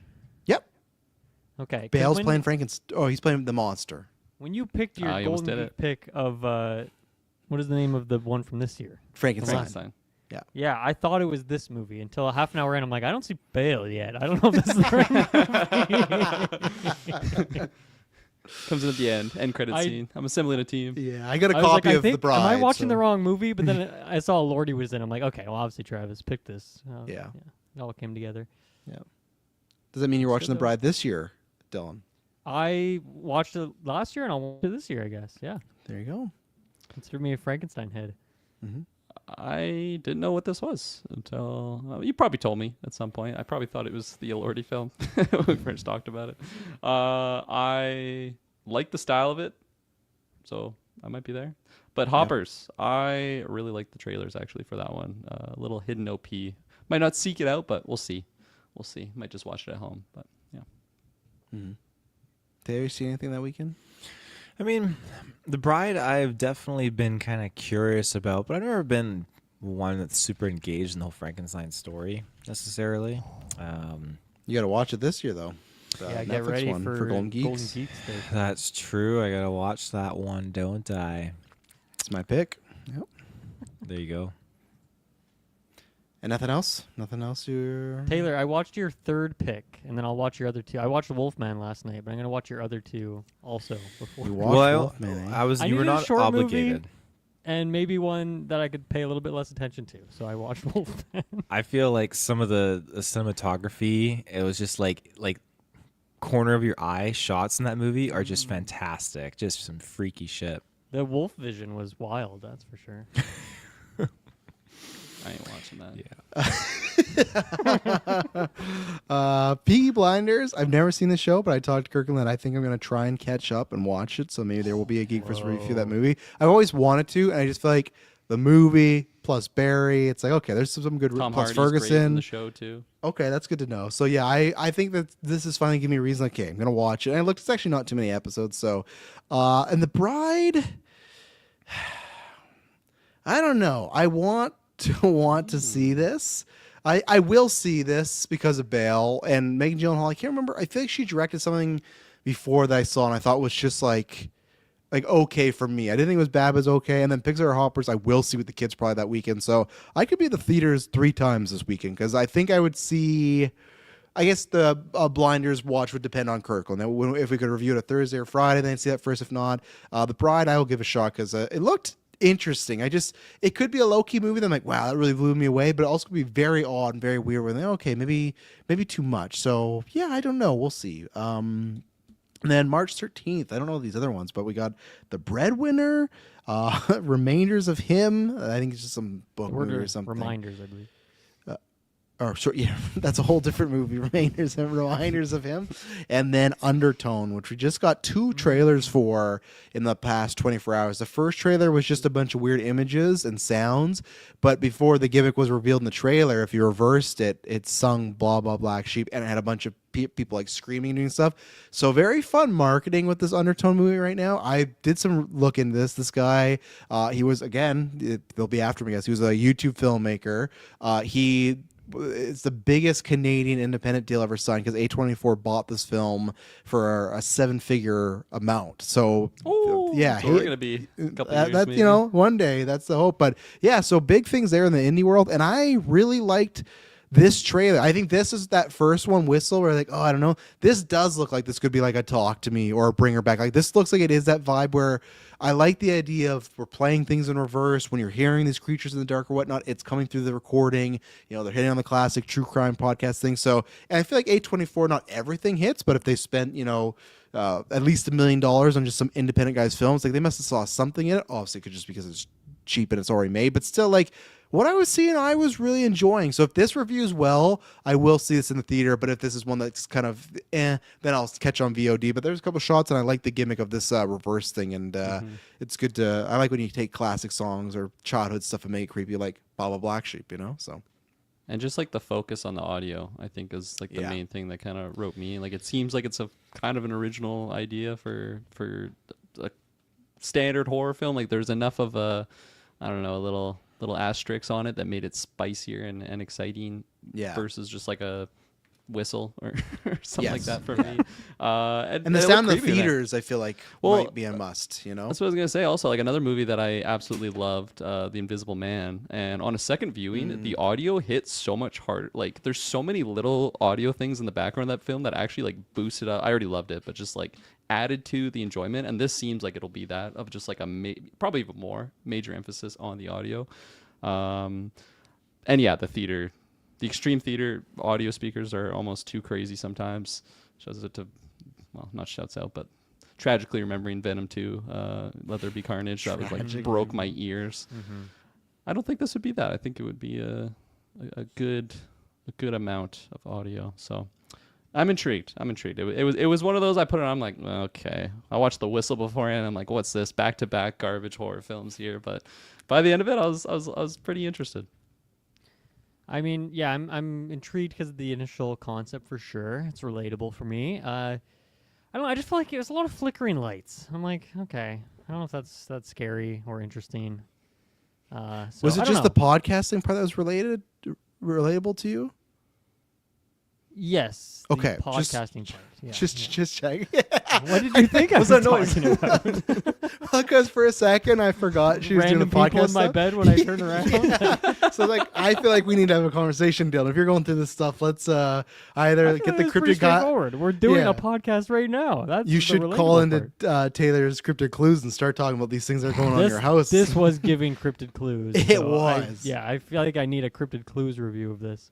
yeah. Taylor, what was the other movie you did a cryptid clues review? Like you Did Sasquatch Sunset, Yeah. and might have been the only one. Yeah. Can I ask, did you get any this on feedback from your audience about Sasquatch Sunset? Like how they felt about that movie? I just feel like that's not the movie they would have envisioned. I actually, let me see. Let me see if I can. Okay, pull so we'll go to something else. I will say though, Taylor, when you were muted, were you just watching the trailer? Is that why you were muted? No. Oh, I I was thought that's eating a what you said. He was cookie. reversing the audio. Okay, so Heyo. while you look for that information, what do you think of this Undertone movie? Or the trailer? Honestly, it kind of caught me off guard when it was like, yeah, it's a podcast and we're playing the audio. I'm thinking, man, I've fucking been there. I've been playing the Sasquatch sounds. I've been playing the audio clips and shit. It's 100% relatable. And so when they were like playing it backwards, going further and further, I was like, man, don't fucking do it. Don't you do it. So I think this movie is gonna freak me out because some of the corner of your eye movements and stuff in here, like the girl turning to the door and the granny just like leaning up to the bed. I was like, fuck. That's a fucking great shot because yeah. there's like three things going on. There even four technically as the girl's walking, but she's walking to the door very slowly because she's creeped out. The door is slightly opened. The door has glass that has a reflection, and then you also have the grandmother sitting up. So for me, that's like a fucking great like Where's Waldo scare thing where it's like, oh, one of these things are gonna scare you. What is it? Is it a reflection? Is it the grandma? Is the door? Is it something else? Like usually it's always like, yeah, here's look at one thing and then there's something over here. That was I thought like a master shot of, oh, there's like a bunch of things moving right now. What's gonna happen? Because that grandma, maybe she's just innocent. Maybe she's also just wondering, hey, what's going on at that door? But she's sitting up in a way where it's like, this isn't natural. So again, I can see why A24 saw some juice with this one. So let's see. Okay, March 15th, the Oscars. March 20th, Billie Eilish, Hit Me Hard and Soft tour in 3D. So there you go. The Pout Pout Fish. And I won't throw it to Taylor because he's looking for some stuff, but I know Taylor is very much anticipating this. Project Hail Mary coming out March 20th. Ryan Gosling. You got the Lord Miller directing this, who did the Spider-Verse movies, at least produced them. They did a little bit of Solo. They did the 21 Jump Street movies, the Lego movies, so obviously. And they haven't directed a movie in a long time. They've been producing these Spider-Verse movies for a quick minute here. So the fact that they're directing again, it's based off a very acclaimed book. So I will see this most of like, I've liked the trailers, but it just, everyone I talk to that's not also just Taylor loves the book and just says, oh, it's a really special story. So I do want to see this again, unless it is something where it's like, yeah, 20% of Rotten Tomatoes people like, oh, they really butchered it. But I don't think so. I think Lord Miller generally make at least good stuff. So I'll be there day one to see this. Anyone else other than Taylor that's going to be there? I'm very excited for this. I love the concept. I think the trailers showed too much, unfortunately, and I was contractually obliged to talk about them on podcasting, so I had to watch them. But I am still excited for it, even though I feel like I know too much. I'm hoping that there's like there's more to it. I'm sure there is, but even like seeing the alien creature, whatever, like that was too much for me. You know, I didn't want to see all that, but now I've seen it, so I'm still gonna see the movie though. I'm very excited for it. That's one thing that's obvious because Mike said like from the writer of The Martian. That some of that trailer was just Gosling talking to the computer screen or whatnot. I was like, oh, this is just identical rips to that. So, and James Cameron is directing that Billie Eilish movie. So there you go. I forgot about that. James Cameron? Yeah, Because you know, Jesus. dude, I'm not Underwater sure if you know about sequence. him in 3D, but his mind just tackles 3D in such an experimental He has way. a conception of the human mind. Yeah, so Billie Eilish had to go to the best. You know, it's like, I need you, He's the Big That Jim. is kind of crazy though that he took a break from Avatar to do a Billie Eilish like music video or something. Yeah. Well, I hear there's Navi in there as well too. One part there, just she I could see turns Billie the Eilish stage into being into that. Pandora. Yeah. Kirkland, you into Hail Mary? I don't think so. I don't think so. I don't know. I don't know. I think I That's was not selling ya. intrigued until I knew the little alien rock thing. But I don't know. It just seemed like The Martian, like a rehash of that. It Which does a seem movie I very do similar, yeah. really enjoy. But the more I saw the trailers, it's like I'm just not getting roped in on here. So I don't think so. I'm more inclined to see the Pout Pout Fish. I think that looks really cute. Nick Offerman's fantastic. So probably won't see it in theaters still, but Yeah. I think it'll be a fun time. So that's where I'll be on March 20th. Probably not Billie Eilish, Hit Me Hard and Soft, the tour live in 3D. You can rewatch the There's Peaky water. Blinders movie. That's when it goes on Netflix. So if you like it, you can watch it at home. Yay, there you go. That's not a bad idea. Or Touch Me. What's this? Yeah. Two codependent best friends become addicted to the heron-like touch of an alien narcissist who may or may not be trying to take over the world. What the fuck? Okay. Director Addison Heyman. See, now when don't we know go any of back these to people. the log line, the synopsis, when I said, "Oh, that How to Make a Killing was very boring," this is not boring, but this like hurt my head to hear Kirkland read that out, and it's like that like didn't exactly sell me. This poster though, she like definitely looks like a Great fetish because it's definitely someone just having a big O right now, and yeah, it must be doing film circuit or festivals because has some awards. Let's see, it's been to the went by Southwest this year. Okay. That's a bit of a bigger one. Taylor, you can speak about Hail Mary, and then did you ever find anything about your Sasquatch Sunset people? I just found a couple sporadic things, nothing concrete, but in general community, that a lot of people don't like that movie. And I I had say a that feeling. because people that are like Bigfoot people don't like it, and then people that are moviegoers kind of do like it, but not like a 10 out of 10. It's like a 7 out of 10 for some people. So So they also dislike that people enjoy. It's kind of like me with Big Bang Theory, right? Where people are like, "Look at these little geeks; they're just so funny," and I'm like, "That's not how people act anymore now." You know, like that's right. just because they like comic books. I mean, they're stuttering, like doesn't know how to handle themselves by girls, but you know, enjoy your Is you '80s watching the stereotype show? show. Oh man, it's brutal. It's like it just. Why are you watching it? Well, no, well, my parents like when I still lived at home, my mom did, but Oh, then back in the also day. back in the day because it was on for a long time. And then before, when I still watched it a certain way, before AEW every Wednesday, it was always Big Bang Theories. For like the last 2 minutes, I was always catch it. But yeah, Big Bang Theory. If you like that, good luck to you. It's got its audience. It does for sure. Taylor, I think I Hail have Mary. 7 seasons still, hard copy. I can't remember if I still. Fuck, Taylor's Wi-Fi. Didn't know what he was talking about. Like, Hail Mary is a series too, a book series now, a movie. That's crazy. You would be someone who likes Big Bang Theory. You Mass are just laughing your ass off over Big there. I Howard can Stern. hear No, it, this yeah. is pre-Madison because I remember me and my dad. I bought a bunch of the 2.5 Men seasons, so me and my dad binged those, Great and show. then we ended up getting Big Bang. I bought Big Bang Theory, and we ended up binging those. Does she like Big Bang Theory? I've never asked her. If she's asleep, can you go pound on the bedroom door and please ask Go wake this her up, go question? shake her awake. Yeah. And the baby too. both, Get yeah. Cedric's opinion on this as well. That's right. You know, so update us in the future. I need to know if Madison enjoys that show or not. But Hail Okay. Mary Taylor. I feel like I'm not gonna spoil it. You don't gotta confirm, but I'd not be surprised as your number one for the year. You know. This, yeah, I won't confirm, but the anticipation is there. Because I remember my coworker, he's like, "I got a whole bunch of books. I'm gonna lend you one, Taylor." I'm like, okay. I want to see my drawings. So he hooks me up with this book, and Project Hail Mary, and I could not put it down. I finished it so bloody fast. That book was fantastic, and the amount of time that they kind of cover in there, you feel like it's rushed, and I worry about that maybe in a movie with it being 2.5 hour long period. But no, I think if it's done right, I think you can pull it off because it's. A lot of people refer to it as like co-op porn. You know, it's just the amount of cooperation that's happening is just.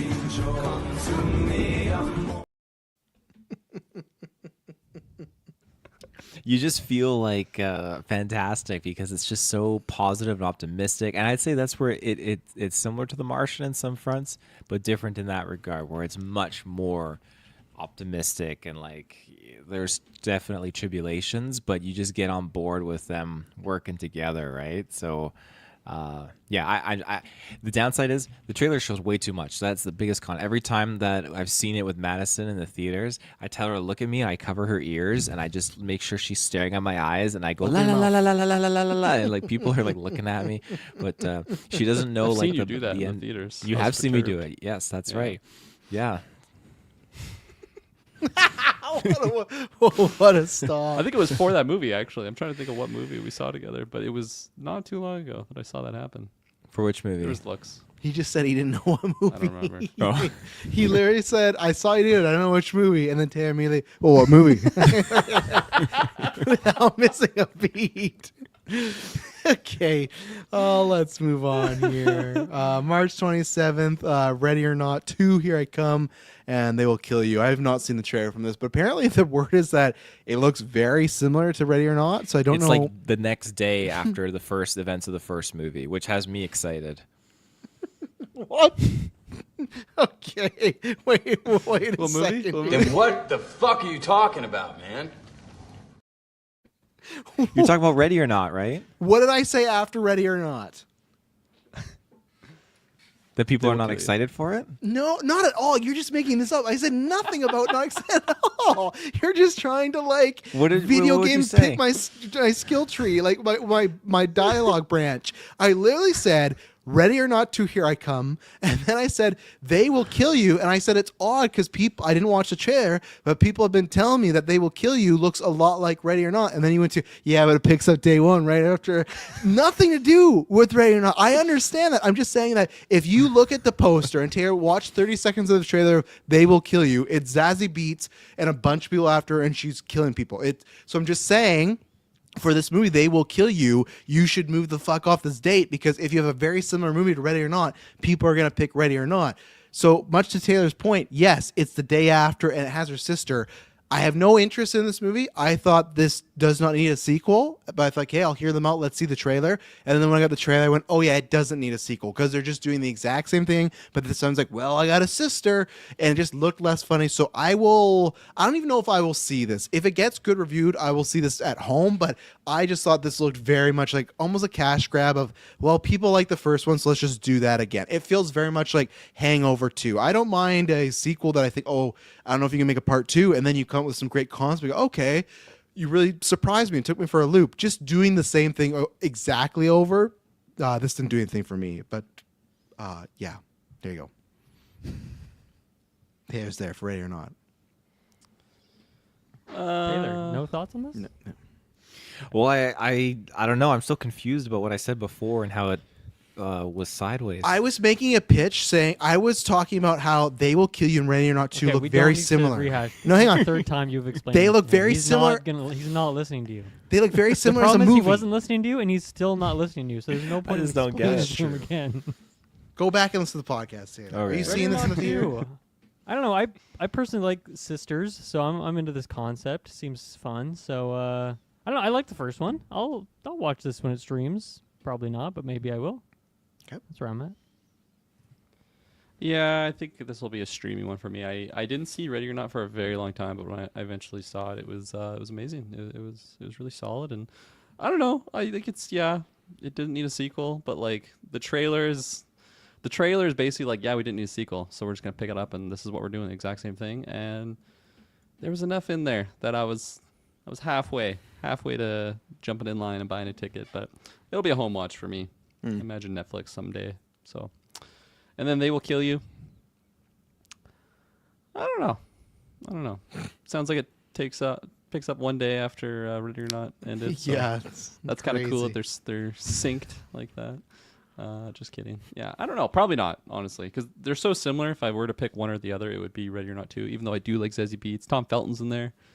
right. I don't think I've been seeking out some more him Tom and Dudley Felton. Durdsley coming back. It's their year. Isn't Harry Potter just in something too? Daniel Did I see me that you Radcliffe. don't? Oh no, that's the Yeah, second I haven't one. seen him in anything in a while. He's been silent. Yeah, Swiss Army Man. That was his peak. That was like 7 years ago. Yeah, it's been a minute. They're separate movies. That's where I was getting confused. This is the same shit earlier where I was like, How Not to Catch a Psychopath Killer or whatever. The way you read it is like, that fits perfectly Okay. as one movie Well, title. in the future, does it Ready or Not to Here I Come, They Will Kill You. You think that's what the movie's going to be titled?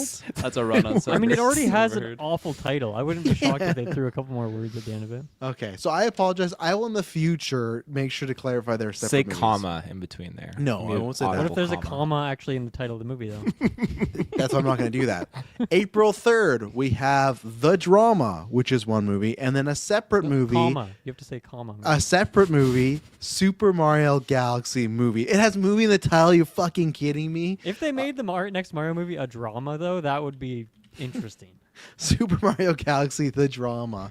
Yeah, I imagine you guys are excited for Mario, right? I'm excited for both these. I think the drama looks really fun, but I will be seeing Mario on April 3rd. I don't even think I've seen the second trailer of this, but it's Mario. We know what's going on. There's only one.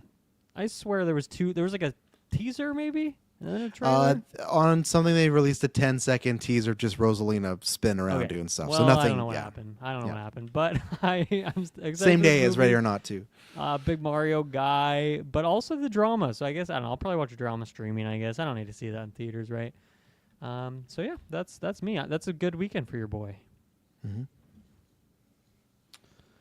Cool. I will see Mario. Are you excited for Mario? Yeah. Not as much as maybe I should be. I don't know. Maybe like I want to say closer to. Maybe I'll be feeling it, but like I kind of know what I'm getting. I really did enjoy the first one. I thought it was a fun time in the theaters. Rosalina is in there. Did you Brie see the Larson's, second right? trailer yet, or? No, I think it's on standby. My copy didn't load for some reason. Did you hear Mario Uh, Galaxy takes place just a day after Ready or Not? And it's After the drama drama. this time. Yeah, after the drama. Yeah. Zendaya That's the and drama in the Pattinson. relationship. So yeah, that's that. I feel like it's just like a plateau of excitement. Like I don't think it'll really fluctuate. I know what I'm getting. And expecting some quality, and hopefully it's just like on par with the first one, and I'll be happy with that. Really. Yeah. So. Just fun, right? And then for the drama, I think this will be good. I don't know. I have like no hype for this at all, which is kind of crazy. I'm a big Pattinson fan, Zendaya fan. Wasn't the biggest hype boy on Challengers. I thought it was okay, but not to Wow. the extreme levels. I think this one will be like a buzz. Like if there's some buzzing in the air, everyone's talking about how amazing it is. That'll get me in more. I think I'll see it eventually, just because I do really like these two. But like, I'm not going to be rushing out to see it. What about The Third Parent? You didn't talk about that one.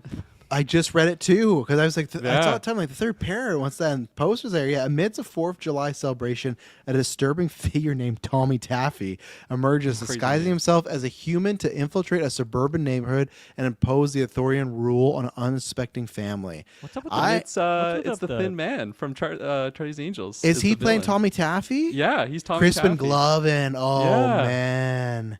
Okay, What's up with the poster of this?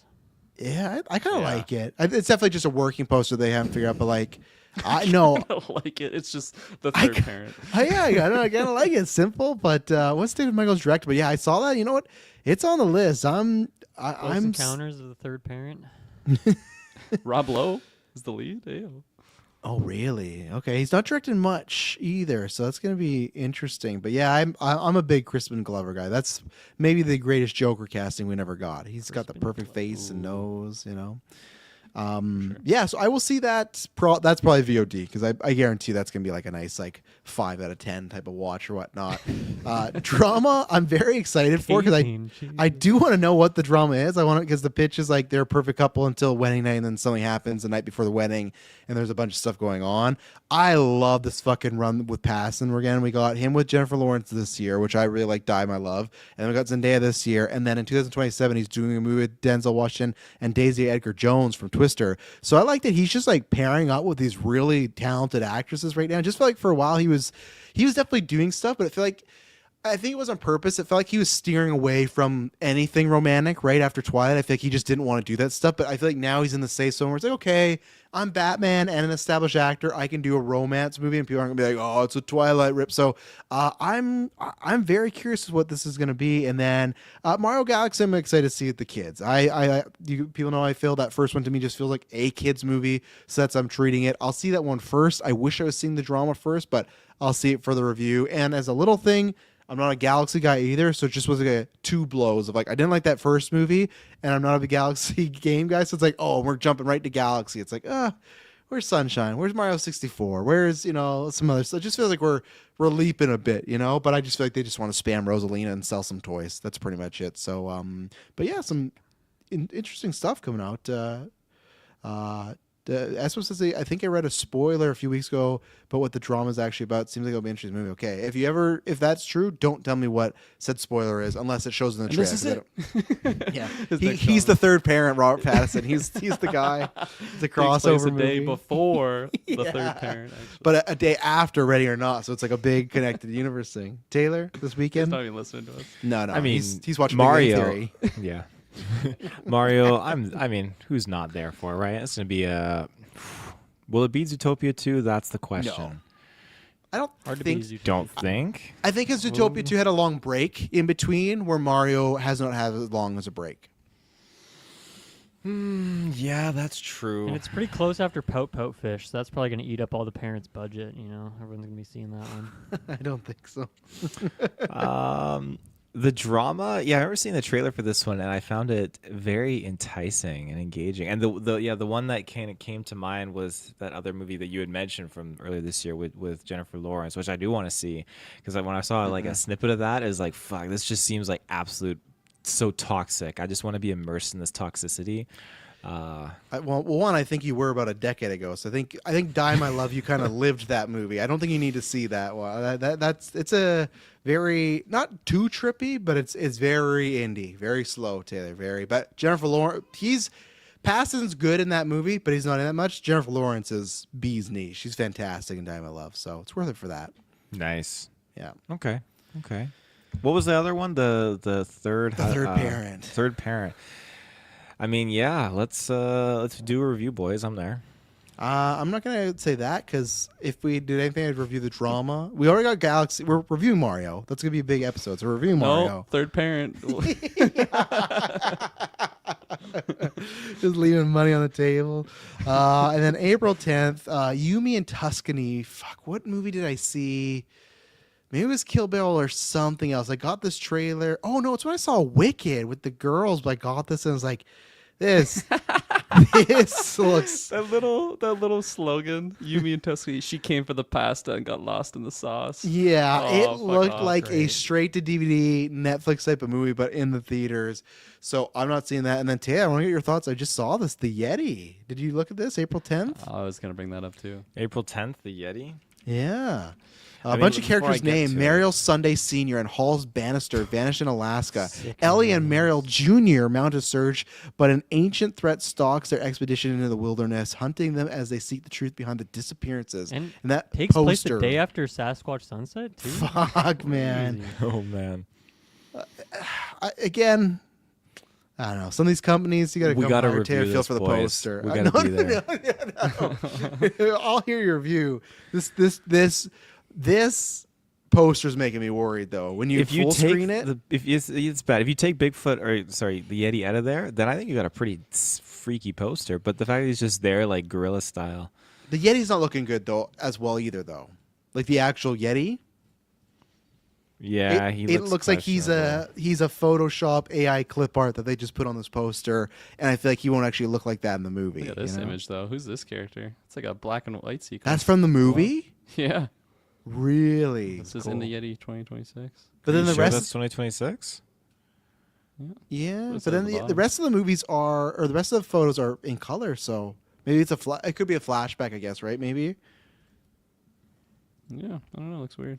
Fuck, IMDb's trying to get me to watch this Idris Elba show like nothing. Hijack, my god. Yeah, I'm intrigued. I did not know that was coming out, but let's fucking do it. As for the that You, Me, and Tuscany, yeah, we got that trailer too for Wicked. I looked over at Madison. I was like, how as a human being could you spin this narrative on for so long just to fuck these people over? Like, just blows my mind. But she did it, and apparently it's all gonna end up happy and everything's gonna be great. But it's just like, The hell are you geez, talking Louise. about? To fill Kirkland in, I think the plot is like she's pretends to be her boss's fiance, so everyone will like. No, she meets this guy at a bar, and then he's just like he's talking like, yeah, I got a cottage that I never go to in Italy, da da da da da. And so she's like, you know what, fuck it, I'm gonna sneak into the cottage and just like stay there because he's never there. So she goes off to Italy, breaks in and stays there, and then his family knocks on the door, is like, oh my god, you're his fiance, and she just Right, rolls with yes. it. It's like, are you kidding me? This is horrible. And I wonder if they're gonna fall in love or not. You know, No, because she falls in love Anyone with but his you. brother. she does. I didn't. In I the didn't trailer, remember they that. show that, yeah, the cousin or the brother or the best man. or Oh whatever. right, yeah. You know, you're right. The boss is actually somebody. He's like just like a. He's somewhat like a comedic actor. You know, you're right. And he seemed relatively chill though with it when he found out. It's So buddy from D&D and Oh yeah, that guy. Bridgerton. Yeah, that's right. the guy Right. that left the show to go do big. no, but movies. he's the brother, isn't he? Or is he the boss? I think he's the brother. He's the Yeah, he's the the guy love that, interest. That's Yeah. I feel right. like you guys that's got to do a right. review at this point. You sound really invested in this. I gotta. Oh, and then the girl's the Little Mermaid girl. Little Mermaid. We'll do yeah. predictions. We'll do a Halle predictions Berry. cast for you, me, and Pesky. Massive numbers.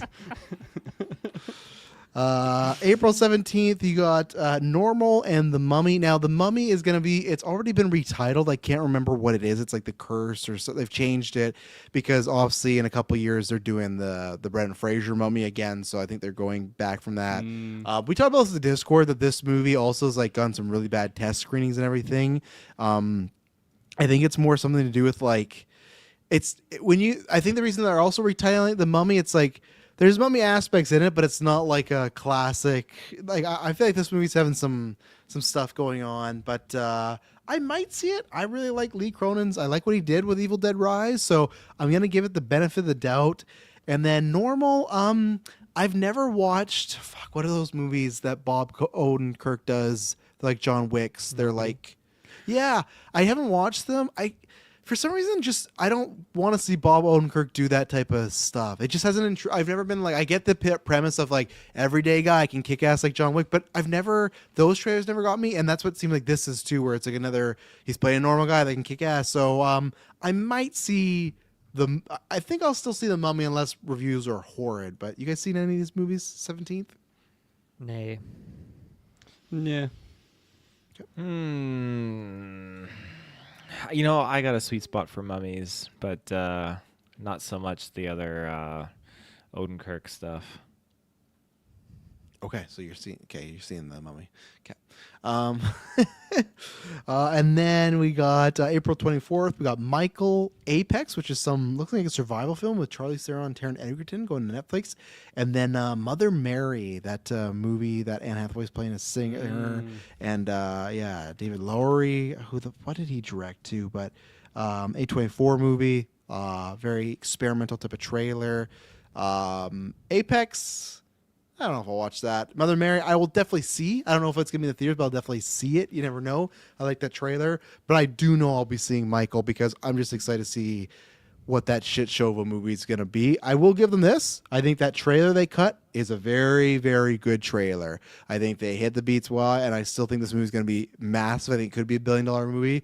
I'm just curious to see how they tackle a few things with Michael, just in general. So, yeah, I will I will see Michael, and then Mother Mary will be a TBD in theaters, but at some point.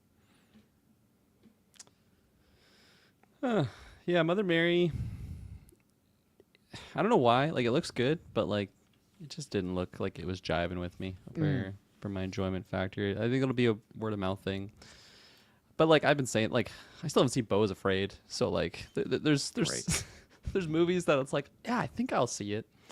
Clearly not, because I still haven't seen Beau is Afraid, and I want to see that more than this. So I don't think I will see this unless just it's crazy or it gets voted for Golden Geeks or something. It's a next Green year. Knight director though, right? I remember that's the Yeah. hook. Yeah, fuck yeah, I'll be there. That's then, the hook. Yeah. And for Michael, I don't know. I haven't really been enjoying like the last few musical biopics or whatever you want to call them that I've seen. Biopic pieces, biopic lens. Who knows?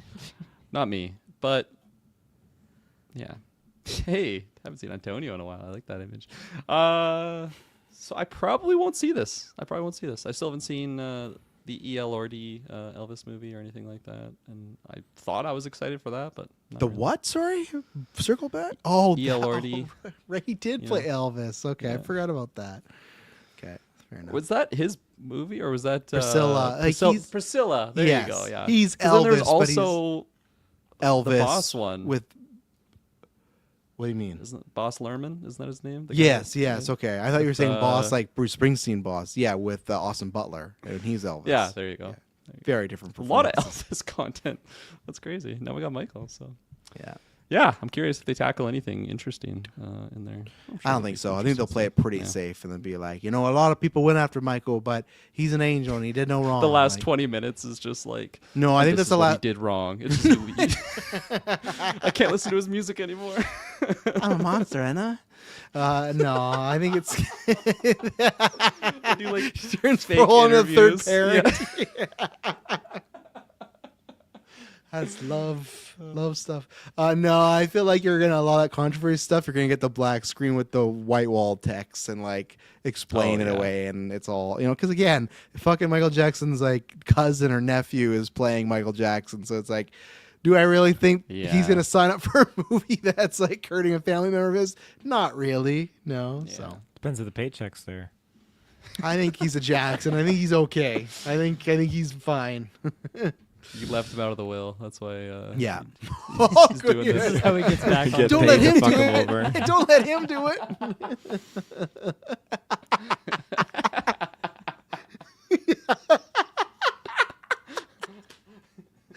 Oh fuck! There's a movie idea I want to put down. Just someone making a biopic of a former family member and just destroying their legacy because, like, well, I wasn't in the will, so I whatever. would watch that movie. Yeah, but I won't watch Yeah. anything on April 24th, unfortunately. Okay, I thought you were really hyped on the Mother Mary trailer, Dylan. Or just not a theater watch though. I don't think I was. I thought you were because I thought think you were. I thought the newscast you were chasing, like Kirkland was really down on it, and you're like the visuals. You were going harder than I thought. I was surprised. Oh, I don't know. Okay. That fled from my mind. I don't remember being hyped for it, but again, bad memory. Taylor, are you seeing Michael? I know you're watching Apex on Netflix. I feel like that's a Taylor movie. Charlize Theron, Terry Atkinson, Sarah film. Yeah. Eric Bana, that's Oh, pretty cool. the Bana. Says he's in there. Yeah. The Bond story. What a bikini First 2 bottom. minutes taken out by the tree. Yeah. Mother Mary, though, I do enjoy me some Anne Hathaway. She's a wonderful, wonderful person in her movies. So, but I haven't seen Beau is Afraid. Terrible in real So life. I don't know. Like I can't even remember what I Stop. was talking about. Green Knight. Stop! What do you mean? Why did Kirk what was is talking Bo- about Beau is Afraid that he'd rather see that before That- this. So I'm that thinking is maybe not- I need to see that before this. No. That's a Kirkland just general experience. Beau's Afraid has nothing to do with Mother Mary. Not same writer, producer, actor. It has nothing to do with it Isn't at all. A24 also? Sure, that's maybe a very wide net. There That's you go. it. That's though. my category link there. That's my link too. Don't bring me into this. You're still guilty. I can't remember where I put Green Knight, if how hot I was, what my temperature was. You on guys that weren't movie. because you guys fucked me in Golden Geeks big time on that. I remember. I I'm liked still it. bitter. Yeah, it wasn't the top. I feel like everyone would say that when we got to the category. Oh, I liked it, and then each time it'd be like, "Well, we're kicking Green Knight out." Like, yeah, we're kicking that you out. probably yeah. you probably fucked me over, and I had to get Rest payback your somehow. bones.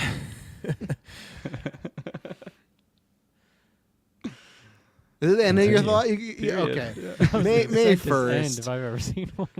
Animal Farm, Holcomb, and Devil Wears Prada. I will say that whoever's in charge of Mother Mary needs to fucking move that back or forward, because to put out Mother Mary and then Devil Wears Prada within a week of each other, that feels like you're hurt. Because I feel like everyone would see Mother Mary and be like, well, I'm going to see Devil Wears Prada, which I think will be successful. I'm going to see Anne Hathaway next week, so I'm not going to see this. So Mother Mary team, you need to definitely move that if you want a chance for success.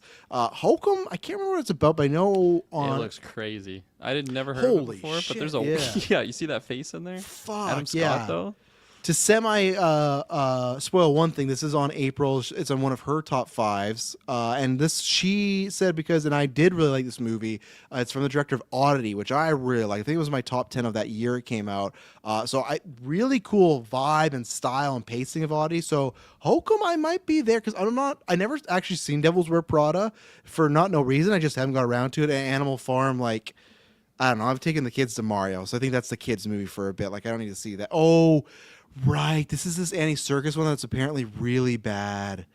Oh yeah, I can't remember. There's a Animal Farm. Yeah, he directed it, and I can't remember. Something came out where like for a while no studios would buy it, and I think the studio that bought it's very like low tier, so got for a small amount. So some names in there though, isn't it? Isn't it like Seth Rogen's in there? Sure, Yeah. I'm just Is glad it this like guy's Sausage directing. Party, but animal version? Is that why it's bad? No, not like quality bad, not Oh, like okay, that. okay. Yeah, just Woody no, it's. Harrelson? Yeah, quality bad, and I'm just so happy that all these rumors on Animal Farm, Venom 2. Glad he's directing Hunt for Gollum. Sure, it's gonna go fucking great. But Hokum, I will probably check out actually, as long as it's well reviewed. So that's what I'll be doing May 1st. Yeah, that's a surprise one for me. I clicked that image and it was scaring me. I don't I don't think it'll be a theater watch. I'm pretty selective with these niche random horror movies that I'm kind of unsure about, but who knows? Maybe word of mouth will get going. But Devil Wears Prada 2, I'm sure I'll see it. I hadn't seen the first one until like last year or something, and I really enjoyed it. I thought it was good. But yeah, we'll see. Might be a home watch. Isn't Anne Hathaway in that movie? Mm-hmm. She's the star of it, yeah. Is she in the second one too? Then I assume. Yeah. So 2 weekends. She's back the to devil back, now. That's what I said. They got to bump Mother Mary. Got to get out of there. Oh, okay. People I will thought you not- meant more because it was on the same week as Michael or something. But I guess No, those are just because I different feel like audiences. people they're already gonna buy their Anne Hathaway ticket next week. So It's true. yeah. I will not be buying a ticket to D Wears P or any of these. I'll skip. Taylor, that's the last one that hasn't spoken. I am absolutely over the moon for Devil Wears Prada 2. I love that first one. I remember watching it when my sister bought it on DVD when I was probably in like grade. It was early high school. Early high school, and I was my God, eating it right. up. And anything with Stanley Tucci, like I haven't actively searched out his movies, but I need to just dedicate my time to just going through his roles because like even in what is it, Easy A, I love him in there. He just pops in there as the parent, and he's just great in there, and he's doing these things like I've watched a few episodes of him doing like his cooking stuff. And I was almost tempted to buy his cookbook as well because I feel like this guy I'd love to sit in a kitchen and just him cooking and just eat that food. But,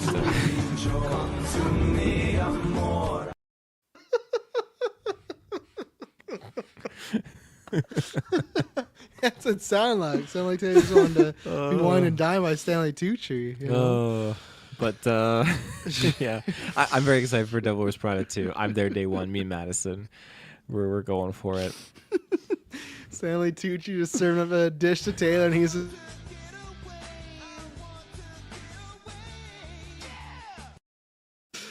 that's my test this week. If we get flagged for that, that clip's gone. But so far, none of these clips we never get flagged for. I can buy a music from Pawn 5 to use the Travis Told You theme. That gets fucking flagged. But we use clips all the time, so we'll see. Yeah, okay, here we go. There's some comments. There you go. Superman Mike. Angel Studios bought Animal Farm. Very religious studio. Okay, there you go.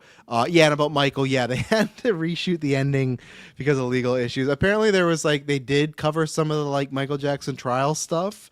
And then after they shot it all, I don't know how this happened, but someone's like, yeah, you legally aren't allowed to put any of this in the movie. So they had to redo the whole thing. This is the Farm Animals movie. They were talking about like Michael Jackson stuff. Oh my gosh.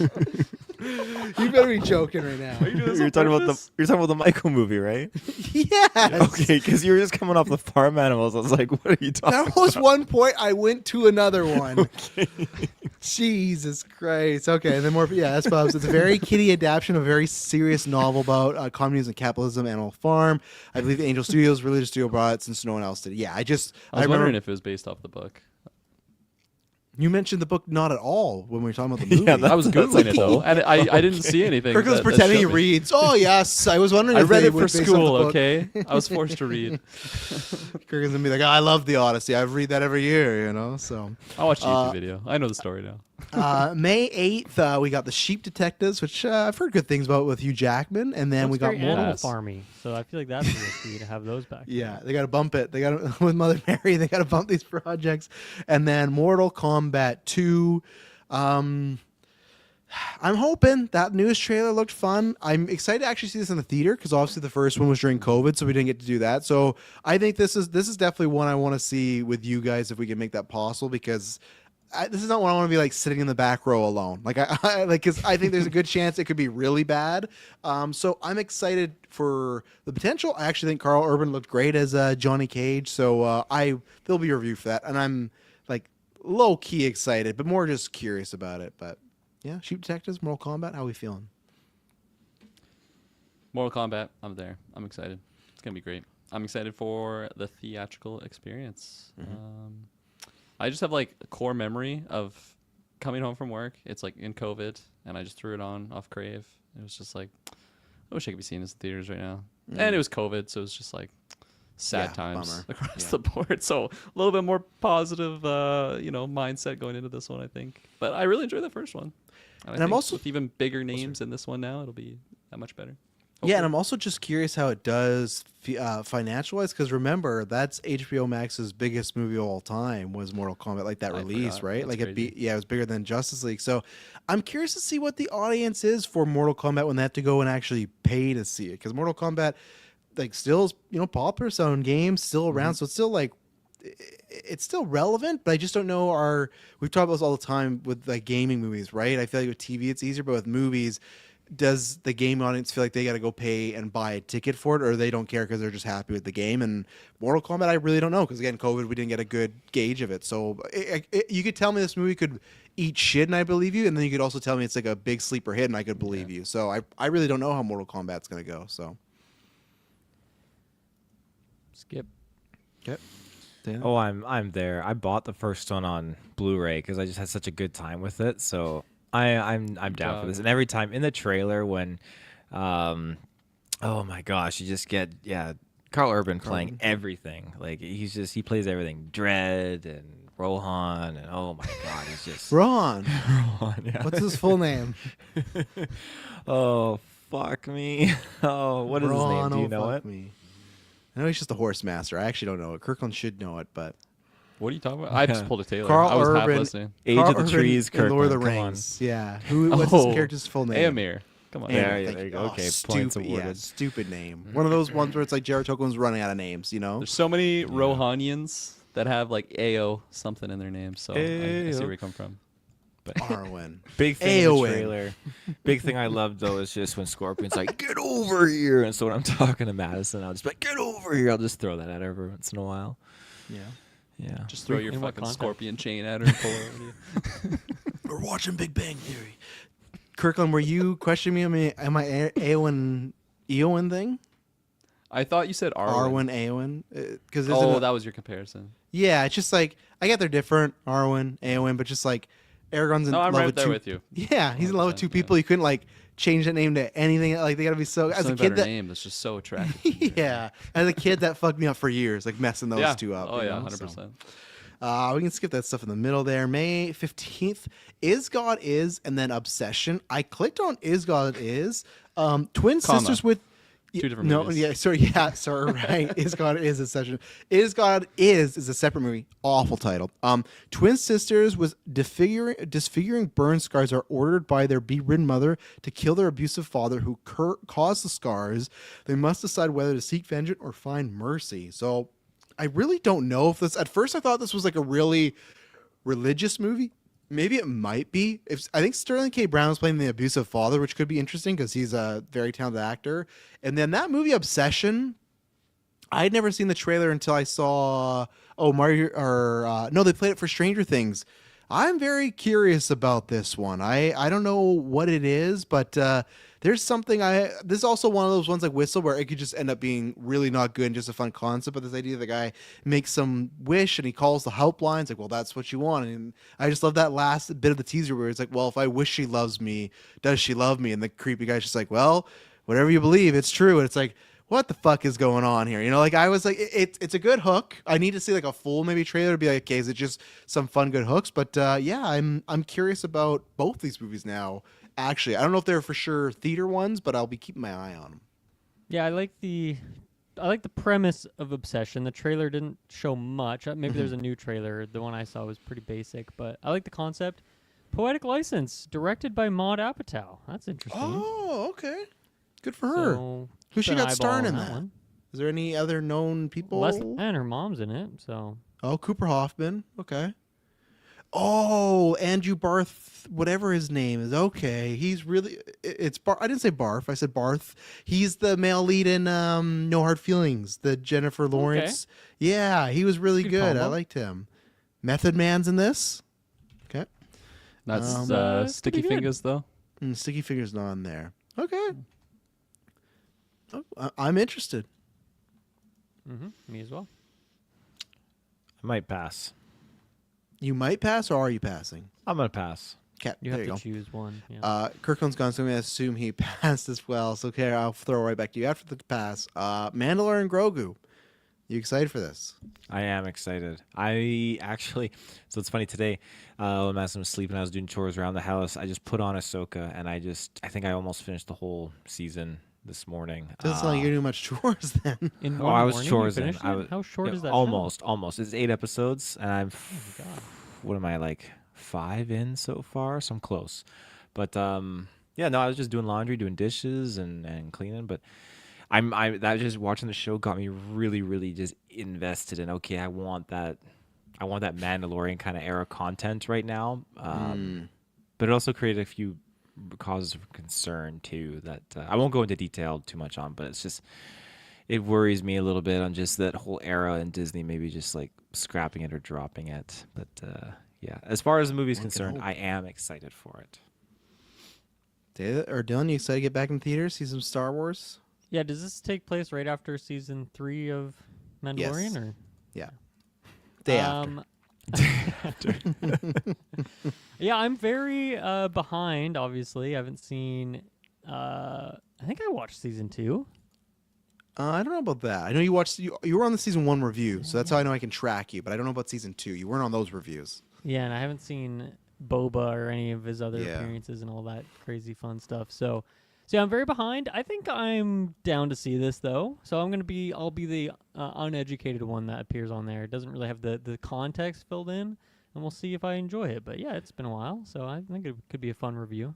I kind of hope you stay that way. I think I've said that before because I don't think you're alone. Where there's lots of people that maybe watch season 1 and bowed out because the ratings for that show start to drop. Like season 2 is a height, and then lots of the Star Wars stuff, like other Disney Plus stuff, was dropping. Mandalorian 3 was like one of the lower Star Wars shows as far as those big ones. So I think that I guess it'll probably that's- have a crawl to fill me in on stuff, right? They will, but that's still the interesting fact of doing a movie for a TV show, right? Is that's a whole different audience, and I think they're gonna make the movie as like pick up as possible for you're not gonna have to see any of it. So, Yeah. and then yeah, there's the other movie I'll talk about. Mandalorian Grogu in a second, but this I Love Boosters. I didn't even know about this. Directed by Boots Riley, follows a group of shoplifters who take aim at a cutthroat fashion Good cast. maven. Yeah, Kiki Palmer, Lakeith Stanfield, Naomi Ecki. Oh my Coulter, god, Demi Moore. yeah, Demi Moore, Page. Isaiah Gonzalez, Taylor Page from It, and she was really good. God, there's a movie a couple years ago. She played a call girl. It's with her and Riley Coe. I'll just click on it, but that was one of my favorite movies that year. So, and Boots Riley, sorry to bother you, is a very weird, unique movie. So this one, Zola, what it was. So I'll definitely be watching this. And then Mandalorian Grogu, I think it's kind of in the similar route as far as with the kids. I think I've come to this conclusion because I think it'll be a fun watch. You got Grogu, they're gonna be doing fun kid stuff. I think if this wasn't in there, I would skip this because I actively sounds bad. Unless this movie is great, I really don't want this to do well because unlike Taylor, I very much want Star Wars to go away from this this era, and I feel like if this movie is a hit, we're gonna get the most white bread vanilla Star Wars the next 10 years. Like I don't think you're gonna get anything like Andor or anything like that. So I have zero interest in this. The season 3 of the show and Boba Fett made me not care about the Mandalorian character at all. So I know people even say like, oh, bullshit, but like if I wasn't doing the podcast, I don't think I would see this. I have no interest in this damaged at a lot all. of stuff for sure. Absolutely. And, like I wouldn't say like I want them to stay in this era. I just want them to kind of wrap this arrow up in a bow That's at least, fair. and then Yeah. send it off so we can go do something else. Don't just drop it. Kind of. But I don't think that's their intention. I think their intention is, oh, hopefully this does well, and then we can do much more in this era. I'd Which, say you're right. yeah, nothing from those movies. Passenger and Stop That Train didn't speak to me. So, June 5th, Animal Friends, Master Another of the animal Universe. fucking movie. Gee. Yeah, another. Jeez. This one's like a rated R, like whatever. What two animals become unlikely friends? The cast is like, oh, right, Ryan Reynolds, Jason Momoa, Aubrey Plaza, Dan Levy. Oh, you I'm know, in. you got Momoa and Levy. So, yeah, but I think it's more like an adult one. And then I was never a He-Man guy, so I don't know. I like Travis Knight. He directed Cool and the Two Strings and Bumblebee, but He-Man's never been my bag. So. I think because we're gonna get in the summer here, lots of movies. I think I would skip that just to give myself a week off. But anything speaking to you guys, June 5th, Big skip for me. Taylor skip, I'm not really a He-Man guy either. I think I'm Yeah. gonna skip it all. skip it all. There you go. June 12th, you got Disclosure Day with Spielberg. Well, his next movie, and then Scary Movie 6. Yeah, I'm kind of hoping that lines up to do a double feature. I really hope, even though that Keenan Ivory Wayans is not directing Scary Movie, he did write and produce it, and all the cast is back: the Wayans, Regina Hall, Anna Faris. So this is gonna go two ways for me. This is either gonna be just heartwarming, be like, man, we're getting those laughs back in the day, or it's gonna really hurt and you're like watching the athlete where it's like, oh, you should have retired years ago. I don't know with Scary Movie. I think I'll know once we get that first trailer, because I think we've seen a lot of bad parody movies. And then the Spielberg trailer, Disclosure Day, I really loved that trailer. I haven't loved the last 10 years of Spielberg. I don't think he makes bad movies, just nothing that spoke to me like the rest of his career. But this trailer had some juice. So if it lines up, I would like to do a double feature that day for myself. But Dylan, you see any of these June 12th? Not day of release. I mean, if the Spielberg one is good, then I'll probably check it out at some point. And Scary Movie, you know, I like those first couple. I'm definitely not caught up by any means, but it's fun to get the old guard back in there. You got Heidi Gardner, you know, who's hot off SNL. She's done that now, so I'm sure she'll be fun in here. That's Cherry fun. O'Terry as well. I feel like I haven't seen her in anything in a million years. So Yeah. get some SNL people in there. I'm interested. Okay. Taylor? I mean, age of disclosure. I'm definitely Just Disclosure Day. Just disclosure, right? Yeah. Disclosure of the fifth kind. Yeah. I'm definitely there for it. I cannot wait. That trailer. I saw it on the big screen too, which was super just spooky and eerie. So that'll be definitely one that I'm there for. And sorry, what was the other one? For your Scary for the Movie double feature? 6. Scary, yeah. Oh, after doing the retro, I'm so jazzed. And like you said, it could go wrong. It depends how it goes, but I'm holding on to hopes that it's going to be good, because there's so many good horror movies they can parody right now. So Yes. Especially Pennywise. I feel like Pennywise, Get Out, those are two on the chopping block there. So June 19th. I looked at Girls Like Girls. I didn't really, I don't know. It looks like just some kind of drama. Like I thought it was maybe some sort of love romantic thing, but it just, I don't know, sparks. I guess it is. It looks like a heavy movie. That's all I'll say. And then Pixar's Toy Story 5. Kirkland, I'll throw to you for anything from June 5th to 19th.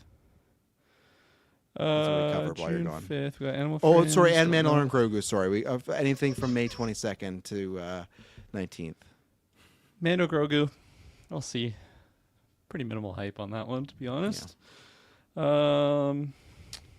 Like, did you mean like you're seeing it, or is that like an I see like you don't know if you're seeing it? It's whatever you want it to be. I mean, it's Star Wars, big screen. you're seeing it. Those are pretty damn few Review. and far between. Yeah, exactly. Yeah. I want to get paid, so I'll be there. Yeah, Masters of the Universe, that's like He-Man. yeah. Okay. That's funny. That hits like you weren't here, but me and Taylor said the same thing, and Dylan said skip. Like He-Man was not for. I know it was 80s, but like there's 80s stuff we love. Like it's funny. All four of us, none of us like nobody has any glom on the nostalgia He-Man. for it. You know, yeah, that wasn't my bag. Not my bag, baby. Yeah. Disclosure Day. That's pretty fucking hype. Honestly, I'm very hyped for that movie, and that's all I got to really shout out there. Oh, Scary Movie 6. It's so funny. I'm looking at Scary Movie 6, and in my mind, I like translated that to Scream. Oh yes. It's funny they are coming out the same year. You know, I'm pretty excited for that. Doubtful it'll hold up to like my standards of scary movies, just because it's been a long time since they were around. But the crew's back, so I'm sure there'll be good moments at like the very least. But I'm hesitant to think that they'll just kill it. But who knows? That would be a nice surprise if they actually do that. yeah, and it's just a question of the line, like how far they can go over the line. You know, like if I'm sitting in that theater and watching, they should.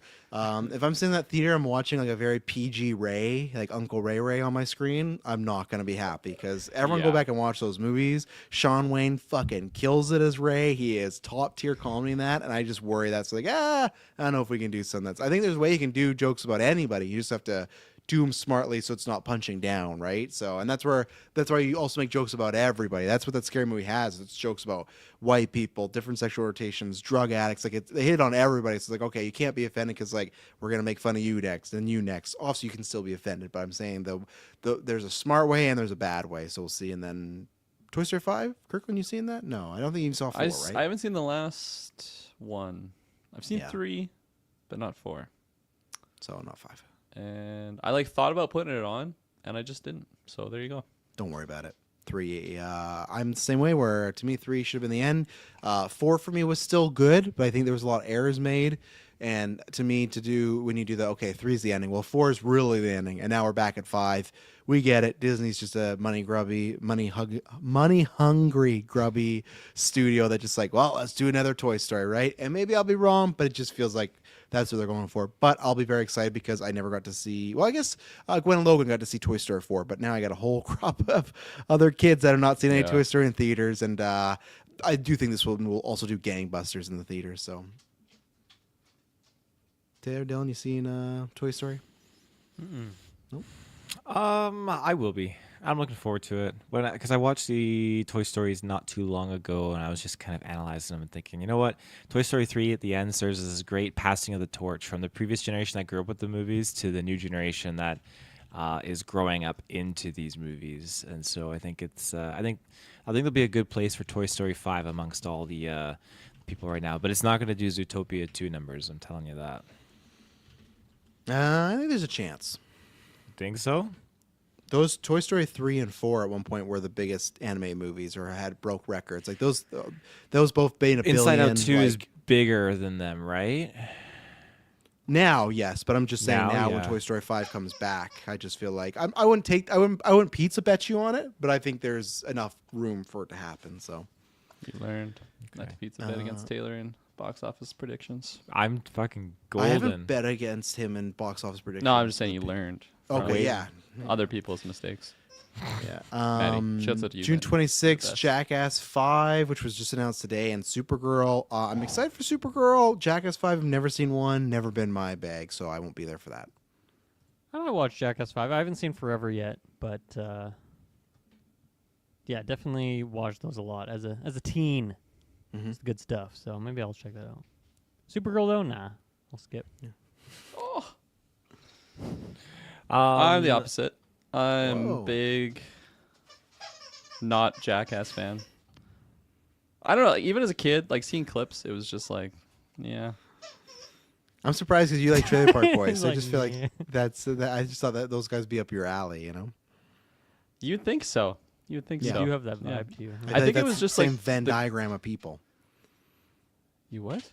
I feel like it's the same Venn diagram of people, like Trailer Park Boys and Jackass, but Oh, I guess it's the same way that they're I very never watched comparable. Trailer Park Boys, so I don't know. Yeah. Maybe There you go. I think it's different. That's Venn my bag, diagram, baby. actually. Okay. I feel like the same way because when I say I love Kenny versus Spenny back in the day, people would assume I liked Jackass. Like, oh no. Yeah, that's fair. Yeah. Supergirl, hot. Damn, I'm ready. I'm ready for Supergirl. Yeah, Big I'm fan there. you are, yeah. yeah, play the Joaquin video or not, but that's the one I'm thinking of. It's a newly nice muted one. Took that audio Appreciate down. yeah, you fixed those audio levels on that one. Because when I you're a haven't adjusted listener, the Dune one though. The Dune one's still fucking. don't do it. peaking Don't right do it. now. I'm not will- gonna touch it. I'll adjust it for Dune 3. Yeah. Taylor, Jackass. I feel like Taylor loved Jackass. He's sitting there watching with his dad, watching with Scott, having a good old time. I remember when Jackass, it was the third, was coming to theaters, and I made a stink to the movie person, and me and You made like a stink? Made a stink. Just yeah, I just farted in ripped his one right in front of him. Bad service. Just But looked him no, right in the eye. I got because they were saying it was 18A and we couldn't go in because we were in high school, and so I checked the website and it said it wasn't, and so I was putting up this whole beef about it, and the manager was like, "Here you go, tickets for you and all your friends. Go in." I was like, yeah, so we all got in free. It was a great experience. The Jackass movies, I don't know what it is, but there's some that are better than others. I would say the second one is definitely some quality. The first one feels a little too short, but there's just some stunts that are absolutely bonkers what they do. I don't know, and how they're doing a fifth one now with how old they are. Like Did you see I Forever? don't know. Yeah, I saw that one, and I thought How it was was that? okay. I Okay. didn't. It wasn't like blowing it out of the water for me, but it was okay. It was cool to kind of revisit it, but I thought they were old doing that, and now here they are. I don't know how they're doing it, but for me, that'll always live rent free. Is just the grossness of them sitting in the porta potty and having like the suspender launch thing, so it launches yeah, it the like 200 Steve-O feet in one? the Oh my air. God, yeah. Oh my god, it's Disgusting. gross. It is The sweats. disgusting. The sweatsuit one was that I think one that was a too. bad one for me. I was not a fan of that one. Yeah, I'll never So forget good. though when they just like shave the guy's pubes and glue it onto the guy's face, and he has to pretend to prank a guy in the cab. It's a Is that your prank bag, on a Travis? It's a prank on a No. prank. It's not Oh. really my bag. It's so brutal. I'm not saying it shouldn't be anybody's bag and not someone's bag, but yeah, just you're describing these stuff, and I'm just like, oh, Yeah, they're getting old enough now that like one of them might die live on film, Yeah. and that's kind of exciting. that's the right? selling Yeah. point. Yeah. That's kind of exciting. That's gonna be us when we do our 24-hour stream when we're 60s. So it's like someone might die. Because you know it's during the like stream. in their contracts that like you got to let that go to theaters still. Like they want Yeah. people to watch It it. is. Yes. Yeah. They announced that today that they put a date because there was something. Oh, because originally this date was there's a Kendrick Lamar Trey Parker movie that they've been working on, but it keeps getting pushed back because it's supposed to be a pretty controversial movie. If I won't say it on air, but if you read the log line of what the movie is, it's like I don't know how they're. It's one of these movies that people are like they're gonna tax right off this movie. It's just it feels very Sacha Baron Cohen where it's like oh you're doing some stuff. So that was the date. Paramount pushed that back and then like oh we're gonna put out Jackass 5. So Supergirl, Taylor. Before we move on, any thoughts or no? Yeah, I'll be there. Sick. The Madison? And I'm just gonna put all these together from July 1st to 10th. We got Minions 3, Shiver, Young Washington, and Moana live action. We checking out anything in these this quarter here, I Dylan? won't be hitting the theaters anytime soon. Yeah, that's the break. Kirkland, anything there? Nope. Okay, I'll see both the other ones, the kids one, because the kids. Shiver, I got my eyes on because Phoebe Dynevor is in that, even though it's a weird choice where it's like a hurricane and a shark. It's cool. And then that fucking Young Washington movie. You look at the poster, it looks like they're making a action filled like young George Washington movie. The extraordinary story of George Washington, the surveyor turned commander who fought for American independence, was unanimously elected the nation's first president. But it looks like it's like almost like that Abraham Lincoln vampire thing where it's like very That was over a the great top. movie. I hope it's in line with that, like a prequel or something. Like if you click on it, you look at that poster, but yeah, so I'll keep my eyes on those. But July, so I already dropped the Lenny Kravitz one, so I'm not gonna. But July 17th, that is the day. That is, man, Christopher Nolan's The Odyssey. I wouldn't even see a poster, a teaser. I would be sold. It would be very high. But even the stuff I have seen, I loved. I don't give a fuck about people being like, oh, it's not historically accurate, this armor. It's like, I don't care. It looks great. It looks cool. After I think Oppenheimer is arguably his best work. Yeah, I cannot wait to see this. This is one, if it would line up, I would love to go to Van or Langley or somewhere where there's an IMAX. It's during summer breaks. So it's going to be tough because the kids will be home. But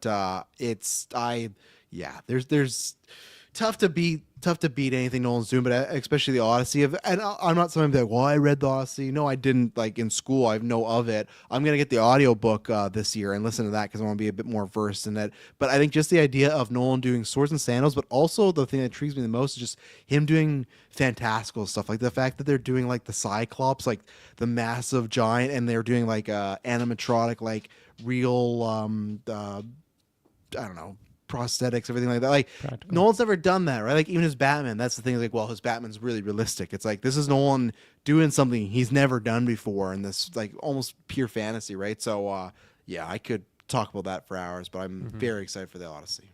Yeah, me too, but in a weird way because like the story, it's not something I'm familiar with, and it doesn't really sound that interesting to me, to be honest. But it's Nolan, and the cast is absolutely insane. So I'm going to be there day one, of course. So yeah, very, very excited for this. Another Anne Hathaway flick too. She's got a busy year this year. There she goes, crushing it. Kirkland, you jonesing over there. I'm jonesing. I mean, yeah, just found out what our punishment for the NFL movie is. Another Nolan flick. So just watch Oppenheimer. I might just watch all Nolan films leading up to this. And That's a good week. Might not be all the same week. I might spread them out. But I don't know. I saw the trailer and it was just like the teaser is enticing. The wild, I guess it's a teaser of John Bernthal just going off as if he's the Punisher to Tom Holland. I'm like, yes, fuck yeah, I'm here. And then we get this more regular 2 trailer. weeks later. Get the fucking Cyclops shadow, and I'm like, man, what the hell is going on here? And then I did a quick little YouTube recap of the Odyssey, quick little Cole's Notes version. Nice visuals in there for me. I'm a visual learner, and I'm so ready. Like it's more fantastical than maybe I thought it was, but just knowing kind of what the journey is gonna be, I'm fucking down, man. I was expecting and maybe wanting some fantastical stuff in Oppenheimer. I think that's why my initial viewing, I didn't have it as and maybe poor choice of words there. Maybe more like not sci-fi, but just more like not just a historical talking drama for 3 hours. Like I was expecting just fucking explosions nonstop. Not what the movie is. Maybe I bought my wrong ticket to the wrong showing. Enjoyed it a lot more though, second viewing. But here we are. Fantastical elements, mythology, ancient Greek times. Takes place day after the events of Troy with Brad Pitt. Same universe, right? Hell yeah. So there you go. Yep. Eric Bana. It's not Eric Bana. Eric Bana. I think of Eric Bana in though. the other movie with. No, is he maybe in that movie? Is he? With Is he Orlando Hector? Bloom? I think he might be. Yeah. Is he actually? Okay. Yeah, I think so. Awesome. Taylor, Fuck Odyssey. yeah. Can't wait to see him in the Odyssey. Yeah, I'm down for it. Like, and you already mentioned the armor thing, Travis. I don't really pay mind to that. It's gonna be a damn good time, and I cannot wait.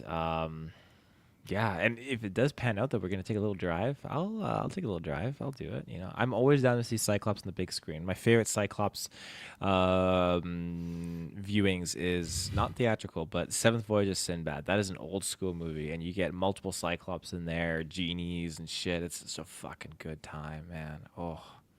Do do do do do do do do.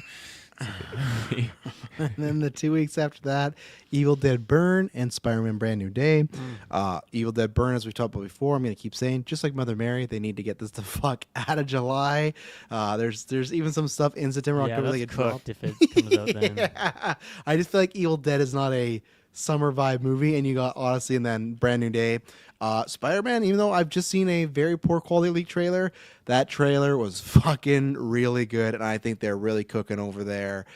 Who knows who Sadie Sing's playing, but the fact that you got just them looking like they're cooking, and you got John Bernthal's Punisher finally making it like big screen MCU, and then those two together in comics, animated series, I love that dynamic of good old two shoe. Oh, I'm trying to do well, Spider-Man, and Frank who's like, oh, fucking kill whoever. Like, I'm very excited for this one. I can honestly say I'm probably more excited for Spider-Man Brand New Day than I am Doomsday. I'm intrigued by Doomsday, but Spider-Man, I'm curious. So, yeah, what do you guys think about these two to end off July? I mean, the director for Evil Dead Burn is kind of like a nobody. Yeah, but so was the Lee Cornyn. Like he had just done a couple short films and stuff like that. So they like to pluck.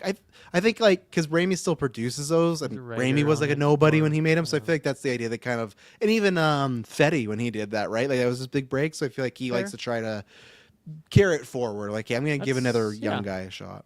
I take it back. I respect it. Mhm. The director does have one movie called Infested, which I haven't seen or heard of, but I'm gonna check that out. I'm gonna put that on my list. I feel like that's good reading to do beforehand. But very excited for that. April in the Discord, tell us if Infested was good or not. Yes, please sure do. she'll know, yeah. And then, I mean, Spider-Man. It speaks for itself again. Like, I want to say the movie's gonna be like really messy, but I don't know if that's just because we've just covered so many different rumors and things that were probably not true at all. And so I've been like, oh yeah, this movie's doing this and then it's doing that. It's changing. Come on, this is too crazy. But again, that's just the nature of what we do here. So, I mean, it's Spider-Man. It's gonna be a good time no matter what. Is it a great movie? I don't know. It feels like, yeah, a lot of things, especially with how much has changed with Avengers and whatnot, a lot of things kind of just coming together at the finish line here. So I hope it's good. But at the end of the day, it'll just be a fun time no matter what. So, man, that 3-week stretch, that's crazy. That's going to Yes. be a good time. I'm going to be a happy guy in the middle of the summer there. And in that 3-week stretch is also Comic-Con as well, which I feel like with Doomsday and stuff And then DC's doing. GBA is like And right in the... yeah, thank God there's nothing coming out August 7th is looking like. But Kirkland, Spidey Boy. Yeah, I'll probably go see that one. Yeah, okay, good. I mean, what is there left to say? I'm gonna Mhm. try and put the blinders on. No spoilers or anything. I'm pretty good, knock on wood, with that. In time past, yeah, I have nothing really else to add on that. Evil Dead Burn. I feel like I knew this was coming, but completely forgot. Maybe not, but yeah. I mean, last two were fucking amazing. So I hope this one kind of follows suit. And I feel like even the original trilogy, like Evil Dead 2, and then Army of Darkness, everyone has their favorites. But you can obviously it's only 5 movies, but to me, I could say they're all like 8 out of 10 are great movies. I enjoyed them Yeah. all. Like I think with that community, no one's had a bad one. So I think for that guy, that is the pressure though. As like you don't want to be the guy that makes the first bad Evil Dead, like really bad Evil Dead movie, right? So Yeah, we'll see. kill the franchise. Yeah. Yeah.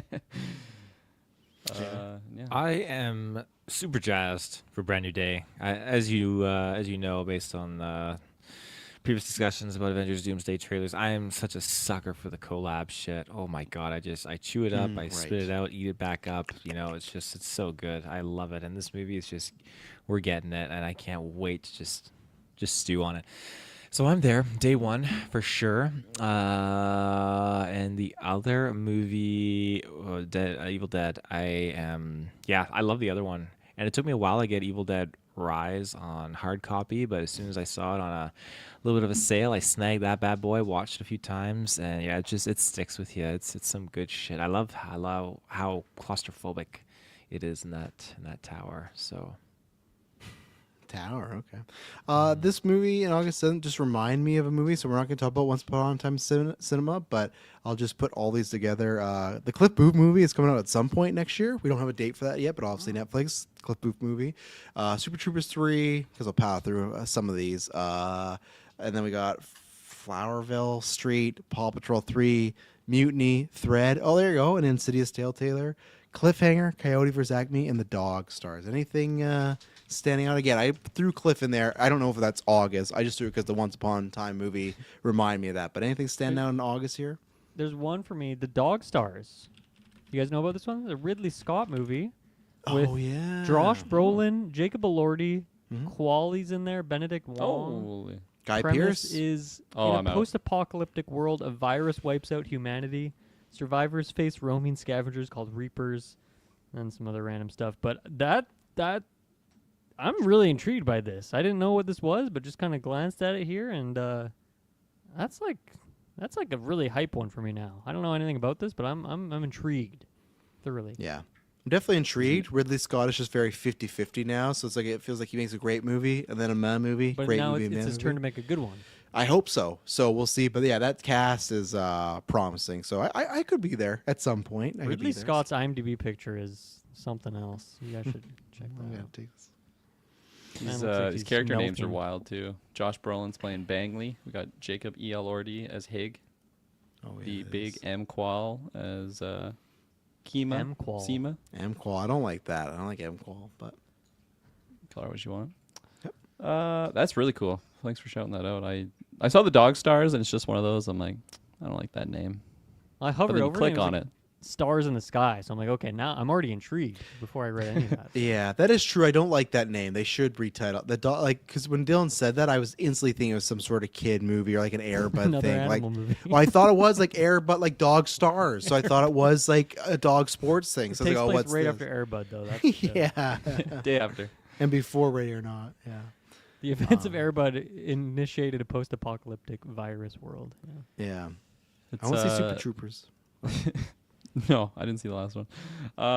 Travis, I can't remember if I told you on or off cast, but my dad was telling me that, and he's probably listening to this right now, so shouts out to you, father. But he's like, hey, you see the Once Upon a Time in Hollywood sequel that's coming out, like the new Tarantino movie? And I'm like, bruh, like, come on, there's no Once Upon a Time in Hollywood sequel. And he's like pulling up his fake trailers and everything, and like I'm like, okay, you get your evidence. I'll do a pizza bet with you right now.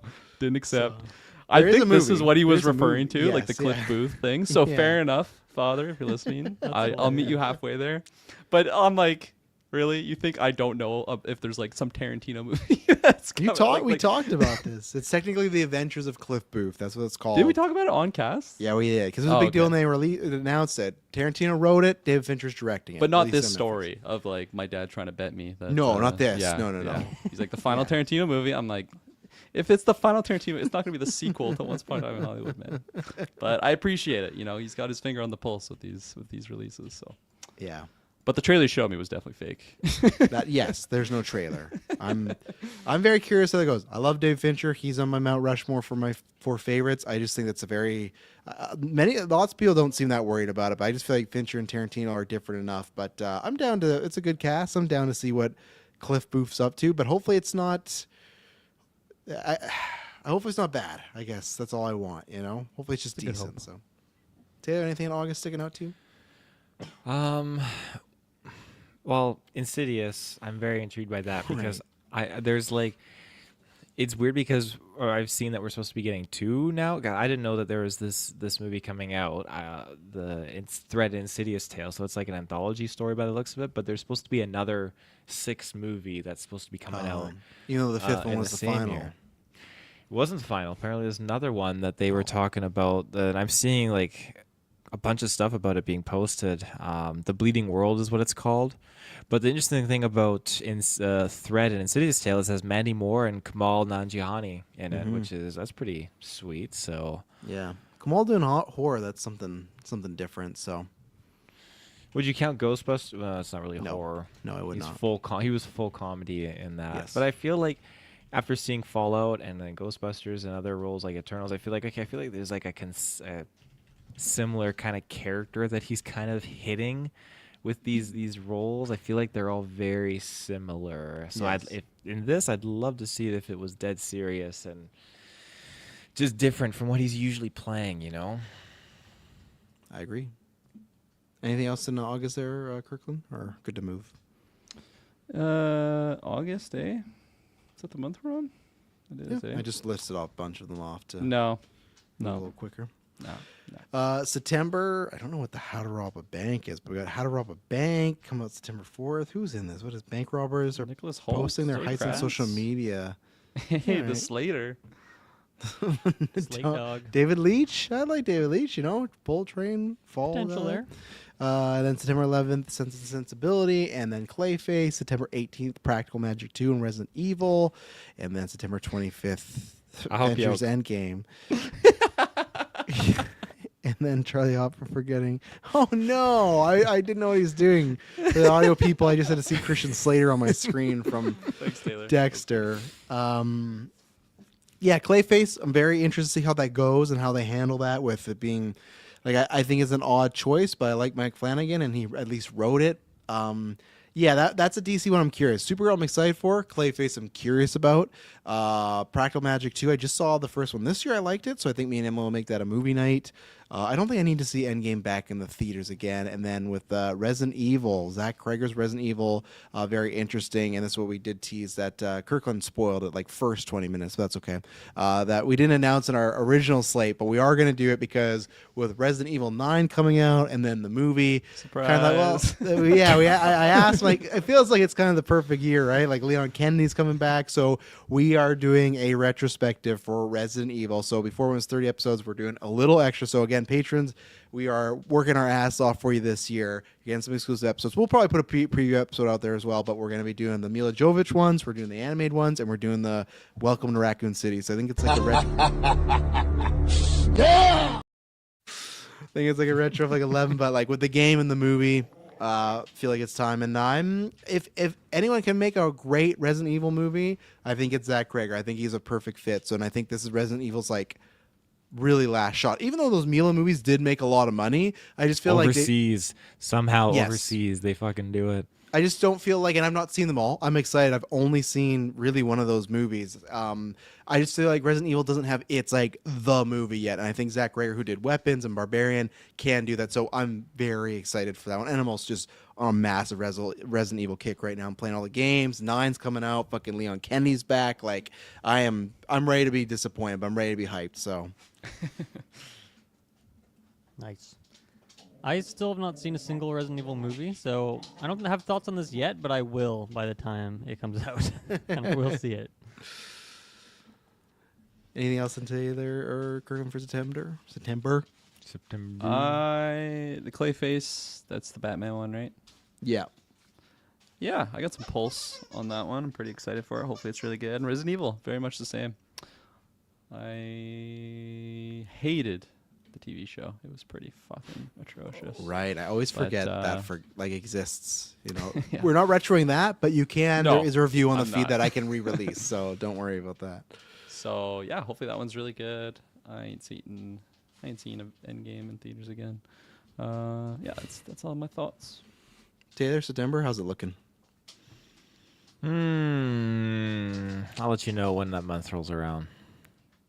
What do you mean? Let you know. Are you not excited for Resident Evil? You're gonna do the whole retro and then not do the movie? Oh, right, Resident Evil. Yes, very excited, very excited. I am super jazzed for Very Resident excited. Evil.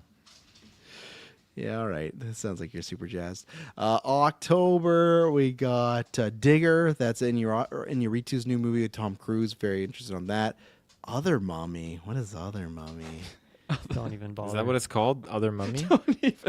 It is Other. Yeah, don't bother. That's nothing. Marco's excited for it, though. The Social Reckoning, which is a sequel to Social Network. Street Fighter, Whalefall, Remain, and Shaun the Sheep. I am fucking so hyped for Shaun the Sheep. Everyone knows I love Armin. I love Wallace and Gromit. That's the same universe. I'm very excited it's getting the theater treatment because Wallace and Gromit did not. It's supposed to be like more of a creepy one, so it's a Halloween movie. Street Fighter, we're going to take a temperature check. That could be a gimmick GV crossover episode because I know the Gimmick Boys really want to do that because that movie is chock full of wrestlers. I think that could be a really bad movie. And then Digger, I'm very excited because Inarritu is one of the best directors of our time right now. So Who is that's that? how I feel about it. He did Birdman. He did Okay.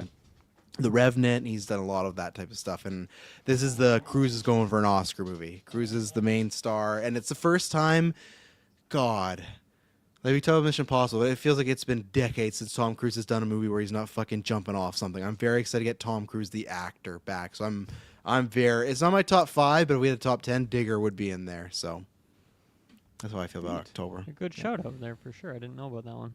Nothing else though from this chunk is doing it for me. Not my October. chunk. And like this is what I said about Evil Dead though. There's nothing really scary in here. Why not put Evil Dead in October? Like look at this. They should do it. Kick It's it. prime. Put it the same day as Shaun the Sheep. Or even what That poor new director finally gets his break, but then they just put the movie out to die. like even Remain. Oh, Remain, I guess that's an M. Night Shyamalan movie. Oh, that's the movie.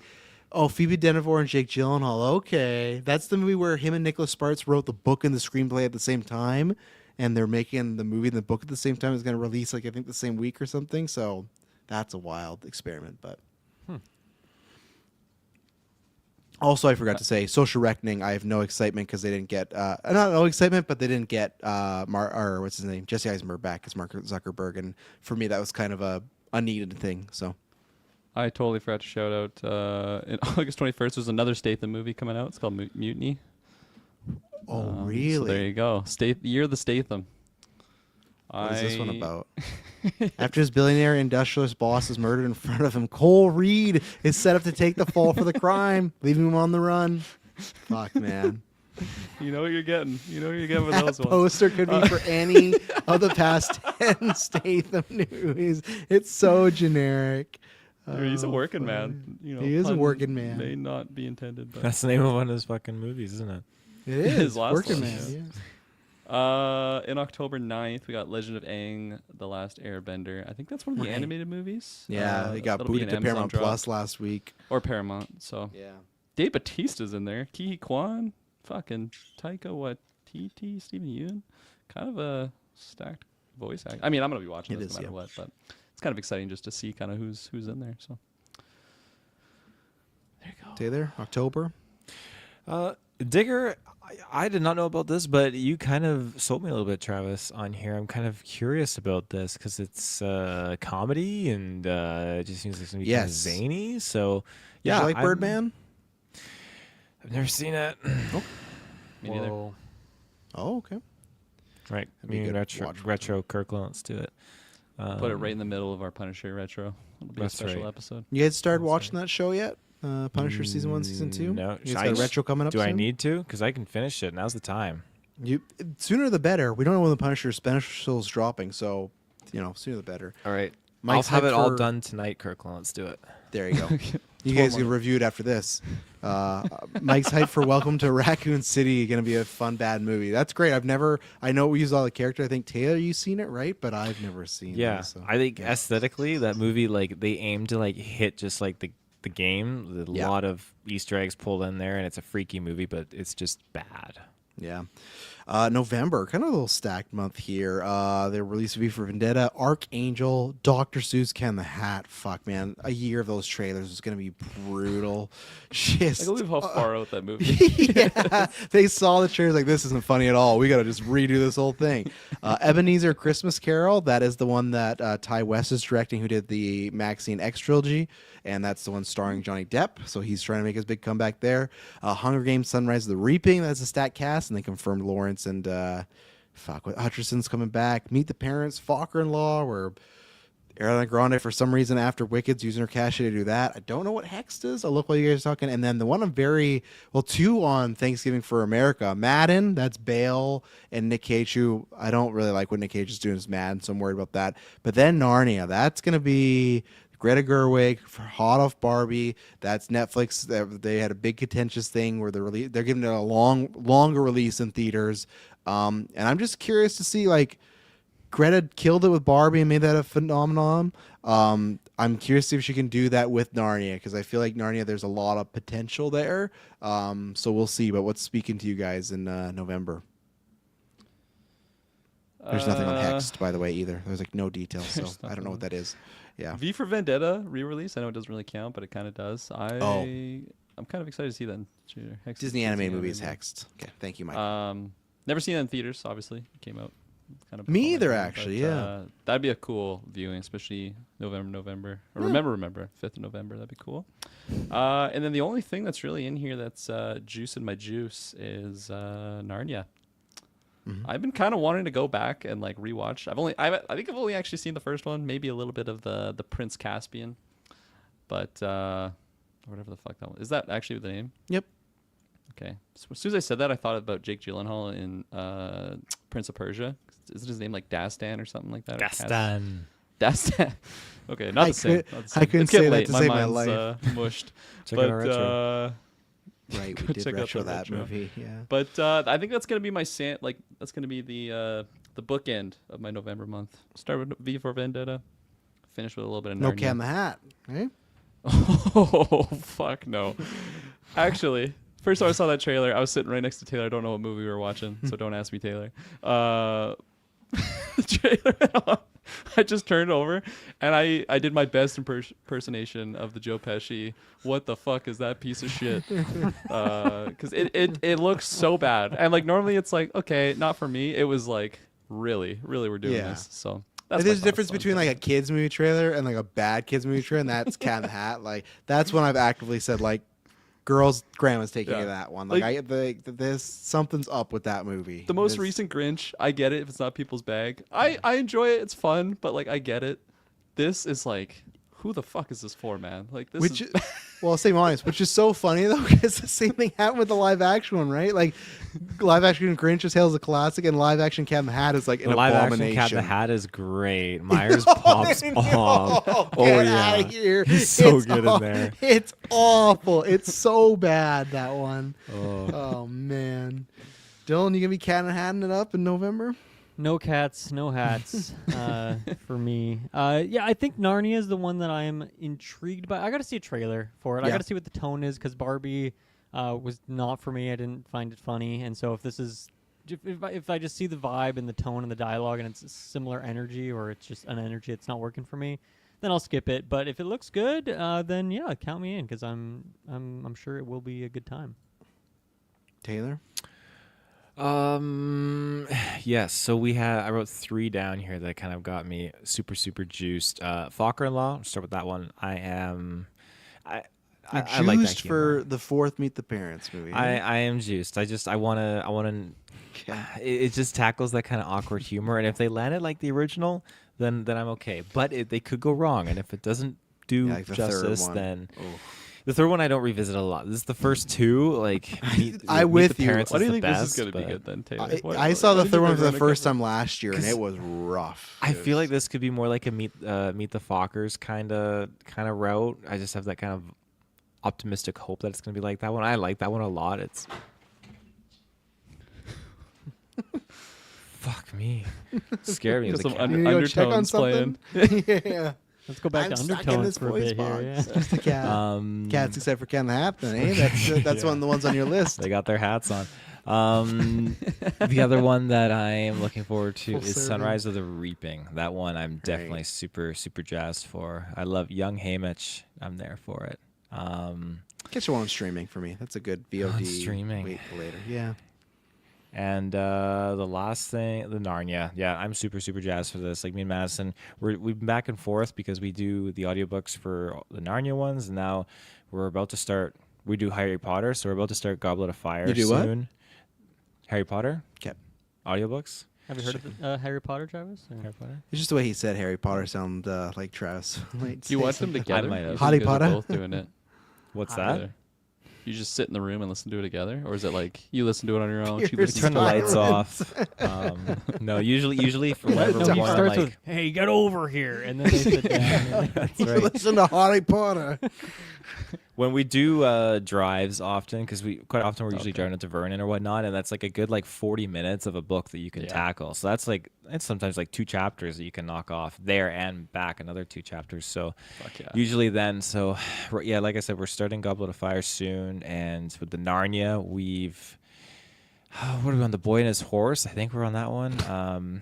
Yeah, because we did The Magician's Nephew. Sorry, the subtitle is "The Boy and His Horse." I'm pretty sure that's what it's That's called. the best they could do. Come on. It's not what I heard. Or The Horse and His Boy. Yeah. Oh, okay, that's better. And they try to That compare this changes fucking absolutely guy. everything. They try to compare this fucking guy to J.R. Tolkien. Get the fuck out of here with that shit. Get out of here. But Go. I will say, The Magician's The horse and his Nephew. boy. The Magician's Nephew is a fantastic one to start off, and I'm so jazzed Get for this this bum outta story here. because you get it Get him really out. just sets the seeds for Lion, the Witch, and the Wardrobe. But I love it because you get to see the early not really backstory, but just the Ice Queen and just her shit that goes on and the different realms and stuff like that. It's a fucking trip, but it's super exciting. So I can't wait to see this movie. That's actually probably one of my highlights, and I did not realize that it was 2026. I thought it was early 2027. So No, Soon to be delayed. Maybe. And because no one else shut out, even though there's some controversial stuff, I will see Ebenezer because I do like Ty Westlaw as director, and Christmas Carol is the greatest story of all time, so I'm always down to see another version. I don't like. I'll say this: I'm uneasy how I feel about Depp, but there's also Daisy Ridley's in this and Rupert Grint's. There's other people, so. I will watch this. I'll probably be in the theaters because the guy that did the Maxine trilogy doing A Christmas Carol, very curious on that one. So And then December, we got Violent Night 2, Jumanji 3. As of right now, Avengers Doomsday and Dune Part 3 are on the same day. Please, for the love of God, everything delay this for my personal life, for my podcast life. Like, this just does not do anything for us in a good way. And then Angry Birds 3, and then Werewolf, Robert Eggers. A couple years ago, he did Nosferatu Christmas time. Well, he's doing it again, but this time with a wolf. So, Dylan, you're shaking your head. How you feel about December here? Yeah, I mean, I'll start from the back there. I mean, yeah, Nosferatu really surprised me. It really surprised me. I loved that movie, so I think it was a top fiver for us, right? So it was a big It won one. Golden Geeks that year it came out. Oh yeah, it did. It freaking won. So yeah, hell yeah, I'm excited for Werewolf. That's probably should be in my top 5 by numerical numbering. Skipping ahead to the middle of the month there. I mean, yeah, Doomsday, crazy. I hope they move it like Jumanji 3. No one cares about that. Let's dump one of those on the Jumanji week, and then everyone will be more happy. I'm not currently that excited for Dune 3. I mean, I haven't really seen trailers or things yet, but just, the 2 was fine and stuff, but I lost a lot of steam with that second one. I'll put it that way, even though I do like it overall. So I will see it for sure, but if you're forcing me to watch one on Thursday and one on Friday, I'm seeing Avengers Thursday. I'll put it that way. So yeah. As a Marvel sicko, of course, I just eat it. I eat it all up, even if it's crappy junk food. I just devour it. I just rip it apart. So that's me. Other one want to take it from the front? Or from the side, Brad? No one wants to take it all, apparently. Well, juice. Come on, boys. Come on. Kind of December's conflict a on this big one. month. Really? Because, spoiler, there's some movies in here that'll be on my top 5 most anticipated, and Dune Part 2 got delayed into the next year when it was supposed to come out. What did? And Dune Part 2. I feel like Dune Part 3 might do the same. I feel like that might be a 2027 release. They could, yeah, definitely, because the Dune Part 2 was in March, and I feel like that's the direct, I don't want to do a 2027 preview, but let me just look in March of that year quickly. Yeah, let's quickly go through all of 2027. Yeah, we're going to preview that to 2028 as well.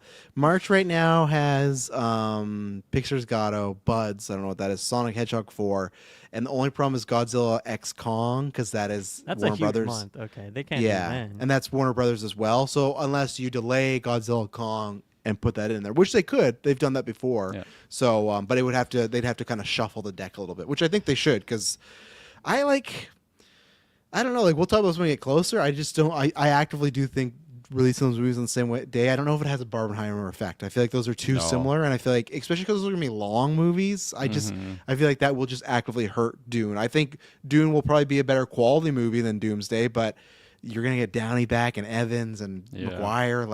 I feel like as a company, they apparently the rumors they're not moving because they said they had the date first, but it's like, I don't fucking care, guys. Just buckle. Even a week before, just even that. So.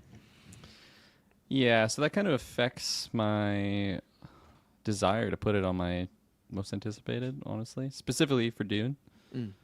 I just realized when I hovered Dune Part 3, it says Doomsday, and there's actually a poster for that. You seen this too? That's kind of crazy. I've not seen that, yeah.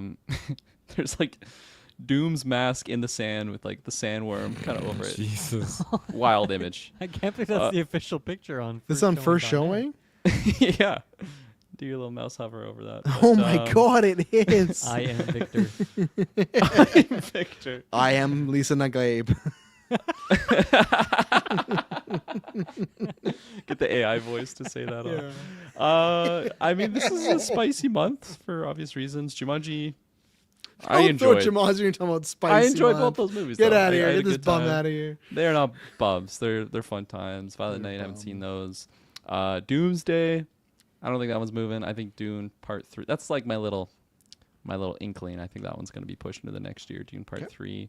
I'm so hyped though for when we actually do see that movie.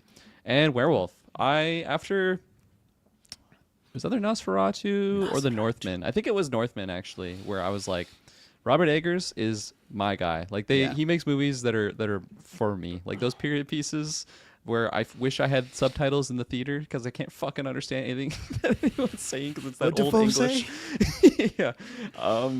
They just do such a good job though with the set designs, the costumes, like really just transporting you to those old dour times where you're like, I'm so thankful I live in the, the era that I live in, and Yes, not yeah. where I lose my fucking my 4 other siblings to just the plague or famine or Yeah. whatever it is. You just die from the cough. You know? They're just depressing films, but it's like it's cinema, man. Like when I rewatch The Witch, I'm like, this is such a fucking fucked up movie, but man, is it well made, and I appreciate it. And he is just my guy now, so I am so hyped for this. Yeah, let's go, Werewolf. Yeah. No, everything Kirkland said about Werewolf, same thing. Like I've been that way for a bit, but yeah, for me, Nosferatu was just perfect. I don't want to have the same height as that because Werewolf, I think, is going to be a very different story, and we'll see how Todd Johnson does as the lead because I always feel like he's better at supporting, so he is the lead of this. So we'll see. But if we get anywhere close to Nosferatu, I'm happy. Jumanji 3, I won't see. Violent Night, I'll catch on VOD.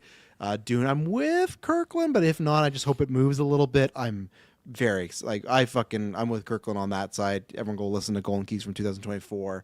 Like Dune to me is one of those movies I was in the theater like this is one of the greatest movies I've ever seen in my life.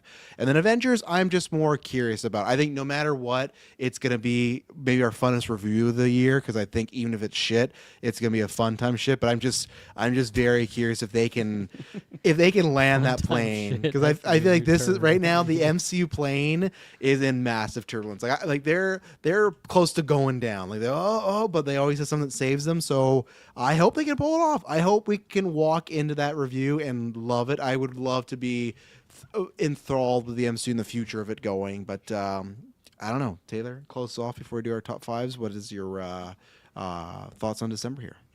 Violent Night, I'm not over the moon for it. I mean, I haven't seen that first one, so maybe eventually, but that can be a You'd like VOD it. experience. Jumanji 3, I like the...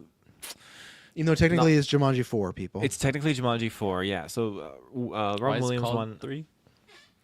probably because it's weird because they just think it sounds better because that's the third one with The Rock. But even in the movies, they made the Rob Williams ones canon, so it doesn't really make that's much right, sense. yeah. So it is 4. Williams one aside, I think that first one was awesome. I really, really enjoyed it. The second one, I got a kick out of it with the the old people they brought in there. The horse and his boy. Horse and his boy. So I'm definitely interested to see derail what him. goes on here because they're bringing them to the real world. But yeah, we'll have to see. We'll have to see. Werewolf, yeah. I mean, is it going to be a you and me review again, Kirkland? Are the other boys coming for that for a review? As long as Emily doesn't Hope so. miraculously have a 6th kid, then I'll be there. So, well, again, that Miraculous Christmas conception. drop though sucks. Though Christmas Day, that's a pain in the ass. Like we'll find a way, but I hate those drops. I'll cover it on Terrible. Golden Geeks. Nice. Yeah, Dune. I mean, yeah, Dune is Dune. I can't remember if I saw the second one in theaters. You did, I did. You're on the Okay, review you were on the with me, review. weren't you? I was on the review. Oh, and Dylan was there too. stellar. Dylan was there too. I was remember sick, I being had to miss it. I know that. Biggest Were you episode there, that year. Kirkland? Everybody I was the but me was defender on of that there. episode. Yes. Okay, I was fighting you guys off, Infuriating. calling this movie shit. Just kidding. You weren't that Cool. extreme, but it felt that extreme because you weren't to my level of enjoyment. Taylor was like, "Let's deal with the sand. Messy movie, So man. much sand." Too much sand. Yeah. 6 Why is stars. the whole thing in English? Why are they speaking some weird language? And last but not least, yeah, Avengers. The more I just keep seeing with this, the more I'm just getting juiced. I'm getting pumped. The iron is going. I just want this. I want this movie really, really badly. The collabs, man. I'm guzzling them. Goslin. All right, boys, make your top 5 list. You get about a minute here. Reading off some patrons. D-Tall says Doomsday, Spider-Man, The Odyssey, Dune 3, and Supergirl. He's a big comic book fan, obviously. Dune Part 2 is one of his favorite movies of all time, and Nolan is one of the best directors. Solid picks. Can't Yeah, debate any of those. Superbad Mike, The Odyssey. More because the source material than it being a Nolan movie. He loves the story and epics, so look out for that. His number 2, Werewolf. I should went down top. I'm sorry. Werewolf. Eggers has never let him down. 3, Wuthering Heights. Fennel, Robbie, Elordi, plus great source material. 4, Toy Story 5. 3 perfect movies plus 1 near perfect one. They earned his trust. And then Supergirl. He says he's a big DC guy all the way. Great source material. Millie looks great in the role. And Greg Gillespie has a great directing record with I, Tonya and Corella. S Bubs coming in here. Number 5, Coyote versus Acme, which we didn't talk about, but that is coming out. 4, Evil Dead Burn. 3, The Odyssey. 2, Avengers Doomsday. And number 1, Spider-Man Brand New Day. He said there's a lot to be excited for. Hard to pick just 5, but to give that final spot to Coyote, just because the whole journey it's been through, and it's a miracle it's actually releasing. It looks really fun. Evil Dead has never missed, and he trusts that Raimi has a new director for the franchise. Odyssey and 2 Marvel movies are obvious picks, but he's always been more of a Spider-Man guy. I love having those 2 in there. That's good. Yeah, the newly crowned Norman Reedus' Fetus, which was formerly the God Loves Me 69. In no particular order, The Odyssey, Werewolf, Resident Evil, Dune Part 3, and The Backroom / Clayface. We didn't talk about The Backrooms. That's another, like, a guy that did a bunch of string of YouTube shorts that were all crazy, weird stuff, and he's getting a full movie. He's, like, one of the youngest directors ever, so congrats to him. And then he said he's also very excited for the drama. April says Hokum from the director of Oddity, one of her favorite movies the last few years. Obsession, she likes Baker's earlier YouTube work, and it's getting crazy good festival buzz. Ready or Not 2, she loved the first one. New cast looks fun. Trailer looks fun. Send Help and Raimi she trusts. And then Undertones, the trailer just drops, looks scary. A24 spent a bunch of money on a bidding war. Excellent festival buzz. She says, I might have a genre bias, but that's okay. We wouldn't have it any other way. To round us out here, Charlie Randall says, beside the big ones like Odyssey and comic book stuff, he has Psycho Killer at number 5, Evil Dead Burn, Disclosure Day at 3, The Bride at number 2. Whoa. And then Bone Temple at number 1. 28 years later was his... No superhero stuff. Yeah, he said that was below, but he, I like him shouting out some of these, though. And then, he said 28 years later was his favorite movie of that year and might be his favorite zombie movie of all time. So there you go. And then finally, Cocktail Clay, number 5, The Bone Temple. Excited for this one to get weird, even though I'm skittish on the director. Hope it's even better than the first and surprise him. Number 4 is October, a new Jeremy Saulnier movie, horror thriller about some guy who gets framed on Halloween, which we didn't talk about. I want to look more into because I love that premise already. Number 3, The Adventures of Cliff Booth. Extremely excited for this. Should be a weird collision of talents behind the camera and behind the pen. Wish it was a Netflix movie, though. I agree. Hopefully we get a theatrical. Number 2 for him is Dune Part 3. Movie's going to be so weird. And then number 1, Disclosure Day. This is his number 1 bias landslide. Spielberg going back to original sci-fi. Awesome. If it's bad, he might actually cry. So there you go. Thank you, patrons, for those listening to the top 5s. Great seeing the perspectives and the different lists there. Mr. Muss, what is your top 5 most anticipated for this year? All right, so I'm boring. I got Spidey and Doom in there. Doomsday, to be clear about that. Odyssey, because even though I don't care much about the story necessarily, it's Nolan.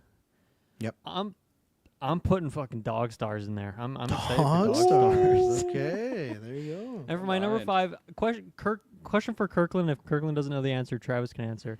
If a movie is appearing at Sundance in a couple weeks from now, will I be able to watch it this year? And can I include that in my top 5? I have no fucking idea. Okay, Travis can answer. Possibility. It all depends on the distributor and who gets it. So I'd say it's a 50-50. Okay. So I'm going to pick it because I'm excited for it. So this movie, we didn't talk about it at all. It's called The History of Concrete. It's a documentary by John Wilson, who did I forget if I put his show in my top 10 when we did our shows, but I feel like you did because I remember you talking about. I think I did. I did. How To with John Wilson, great show. I love his work. It's extremely weird. It's very Nathan Fielder, who's a producer on his show. Right. And he has this movie coming out called The History of Concrete. A filmmaker applies lessons from a Hallmark movie writing workshop to pitch a documentary about concrete, which, if you read that, it sounds like the most mundane shit ever. But his 3 seasons of his show are about heightening the mundane in like the best way possible. And I love the weird stuff he does. I mean, one of the episodes of the show is called How to Put Up Scaffolding, which again sounds similarly as mundane as it gets, but it's one of my favorite episodes of TV in the last like 5 years. And this seems like extremely similar to that. So I think I'm going to love whatever freak show weird thing this is, because I guarantee you it's going to be a lot weirder than the premise makes it sound like on IMDb. So that's that might be my number 1, honestly, for the year. Like, I'm very, very excited for this movie. So, shout-outs to The History of Concrete. Put it on your lists. I'm sure not many people have it on there. I got to dive into the show, too, because I know you talked about it. So, after Nathan Fielder, I trust you. So, Kirk and Patzer. Kirkland, me. Starting from the bottom. This was kind of a tricky one.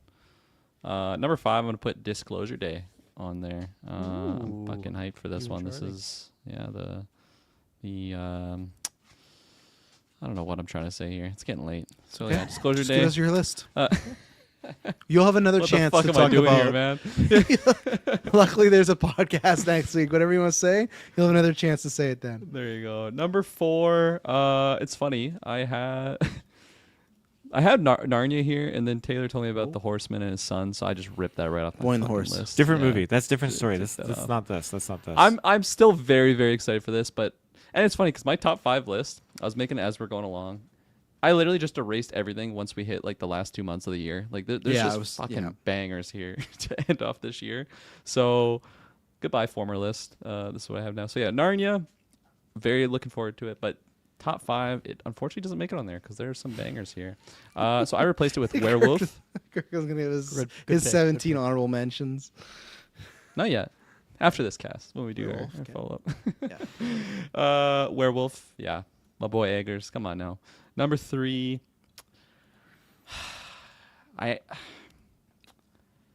I'm so conflicted here. It's either Doomsday or Dune. I can't have both. So I'm going to axe Doomsday off of here because as of this point in time, I don't have a lot of hype for it. I know that'll change like I when we am get up to axed. it. Have you seen all the teasers so far? No, I haven't. I don't need to. That I would, I I really think don't that need would to. put it. I would put it on there instead I of actually Dune. haven't seen any of those either. I should ask you guys to watch them before because I thought you guys would have saw them. That would have you guys didn't even watch impacted the your X-Men decision. one. I'm gonna hold out. I'm not gonna see. Yeah, any of them. no, I can't. don't need to. I'm going to watch the movie. I don't Okay, need to we will see be at least footage talking the Super before I Bowl watch it. trailers. Just heads up on that. Yeah, you'll have to Yeah. watch it eventually. No, I'm gonna do the Taylor. I guess you don't have to. la, la, You la, don't la, have la, to. la, la. You don't have to. Me and Taylor can cover it. You guys can go So blind. yeah, for a I'm gonna year. put Dune Part 3 here, even though I do think it's gonna get delayed. So if it does, Doomsday will just take its place, I guess. Number 2, I got Christopher Nolan's Odyssey, the Great Odyssey, featuring the great Matt Damon. Oh. Number 1, Spider-Man, the Featuring. Man of Spider. Yeah. There you go, featuring Tom Holland and Sadie Sink. Come on, Spider-Man movie, 2026. Yeah. Let's go. Good Best picks. actress on Stranger Best year Things. yet. So. Best year yet. She's up I'll there. go. No, she's the best. I'll go because I'll leave Taylor's chaos list at the end. Number 5. I don't know if it's gonna be as good as the first one, but the way it ended, the world they set up, I'm putting the Bone Temple there. I'm very anticipating this. I hope Nia DaCosta can get to similar quality. I hope it is a good setup for the third one. And yeah, the first one surprised me. I would have never thought this was one of my top favorite movies of a year, and it was. Number 4, Werewolf. It could climb higher once we get some trailers and whatnot, but this is just purely based off of the resume and some other ones. Number 3, Wuthering Heights. I love everything Emerald's done so far. Promising Young Woman, Saltburn, visuals, characters, moments. I just feel like when you're watching Emerald Fennell movie, whether you're going to enjoy it or not, you're going to be there for a fucking ride, and I cannot wait for that one. Number 2 is Dune 3 or Dune Messiah, whatever they're going to call it. I am so ready to see what they do, and people keep telling me that the book it's based on is very odd and weird, so I'm curious to see how they adapt that. And then number 1, no surprise, The Odyssey. Nolan. Anytime Nolan's going to be in the year, he's going to get my number 1, but this one especially. So yeah, I cannot wait for He the fucking does Odyssey. Christopher Nolan's Minecraft. That's Sure. his next one. Number 1. There you go. He's Wow. earned it. Starring Okay. Jack Black. He's Are the you keen king. to that? Sure. We'll get actual decent performance out of him. So, Taylor, give us your top 5. I walked into that one. So, my 5th one. I had one thing and I changed it to something else, and I'm regretting it. I feel like I should Yeah, change it you- back to the other You can thing. change it back. You haven't It's picked not anything yet. finalized. Right, number 4. Yeah, okay. I'll start at number 4 and I'll circle back to the 5. So number 4. I'm hitting you with all that. All right, Number 4 is Mando and Grogu. Oh, Number 3 is Forgot that was coming out Star this year. Wars. Star Wars. that's it. You're done. You're cut off. Number 3 is Spider-Man. I'm so fucking stoked for Spider-Man. Number 2 is Avengers, Doomsday. Number 1 is Project Hail Mary. As I said, that's my most anticipated. Like, I'm just so jazzed for that movie. And at number 5, should I go with what you guys want or what I might No, want? what What you do want. Concrete. list, History of man. concrete. Yeah. I think I'm going with Narnia in there. Boy and his horse. You Big dog. boy and his horse. Horse. Yeah, What I was- want what- Odyssey. I want Odyssey. But then I remembered Wow. Narnia. So I was So like, you got "Ooh." Mandalorian Grogu over Odyssey? Yeah, it's Star Wars, man. Got everything over Odyssey. Odyssey's not on his list, man.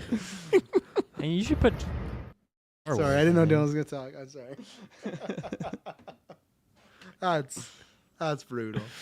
That's why we end with Taylor, because we don't know what's gonna happen there. So there you go. There's our top fives. Obviously, we asked patrons for a list. But if you want to drop them in the Discord when this episode drops, go ahead. Love reading them, see what's going on, and yeah, we'll circle back. Obviously, we'll probably do this episode again with I guess Golden Geeks, like not the episode again, but just like a mini. We got to nominate some of these, but yeah. So we'll be back talking about that. There's your cast. Promise when you hear from us next, it won't be boring.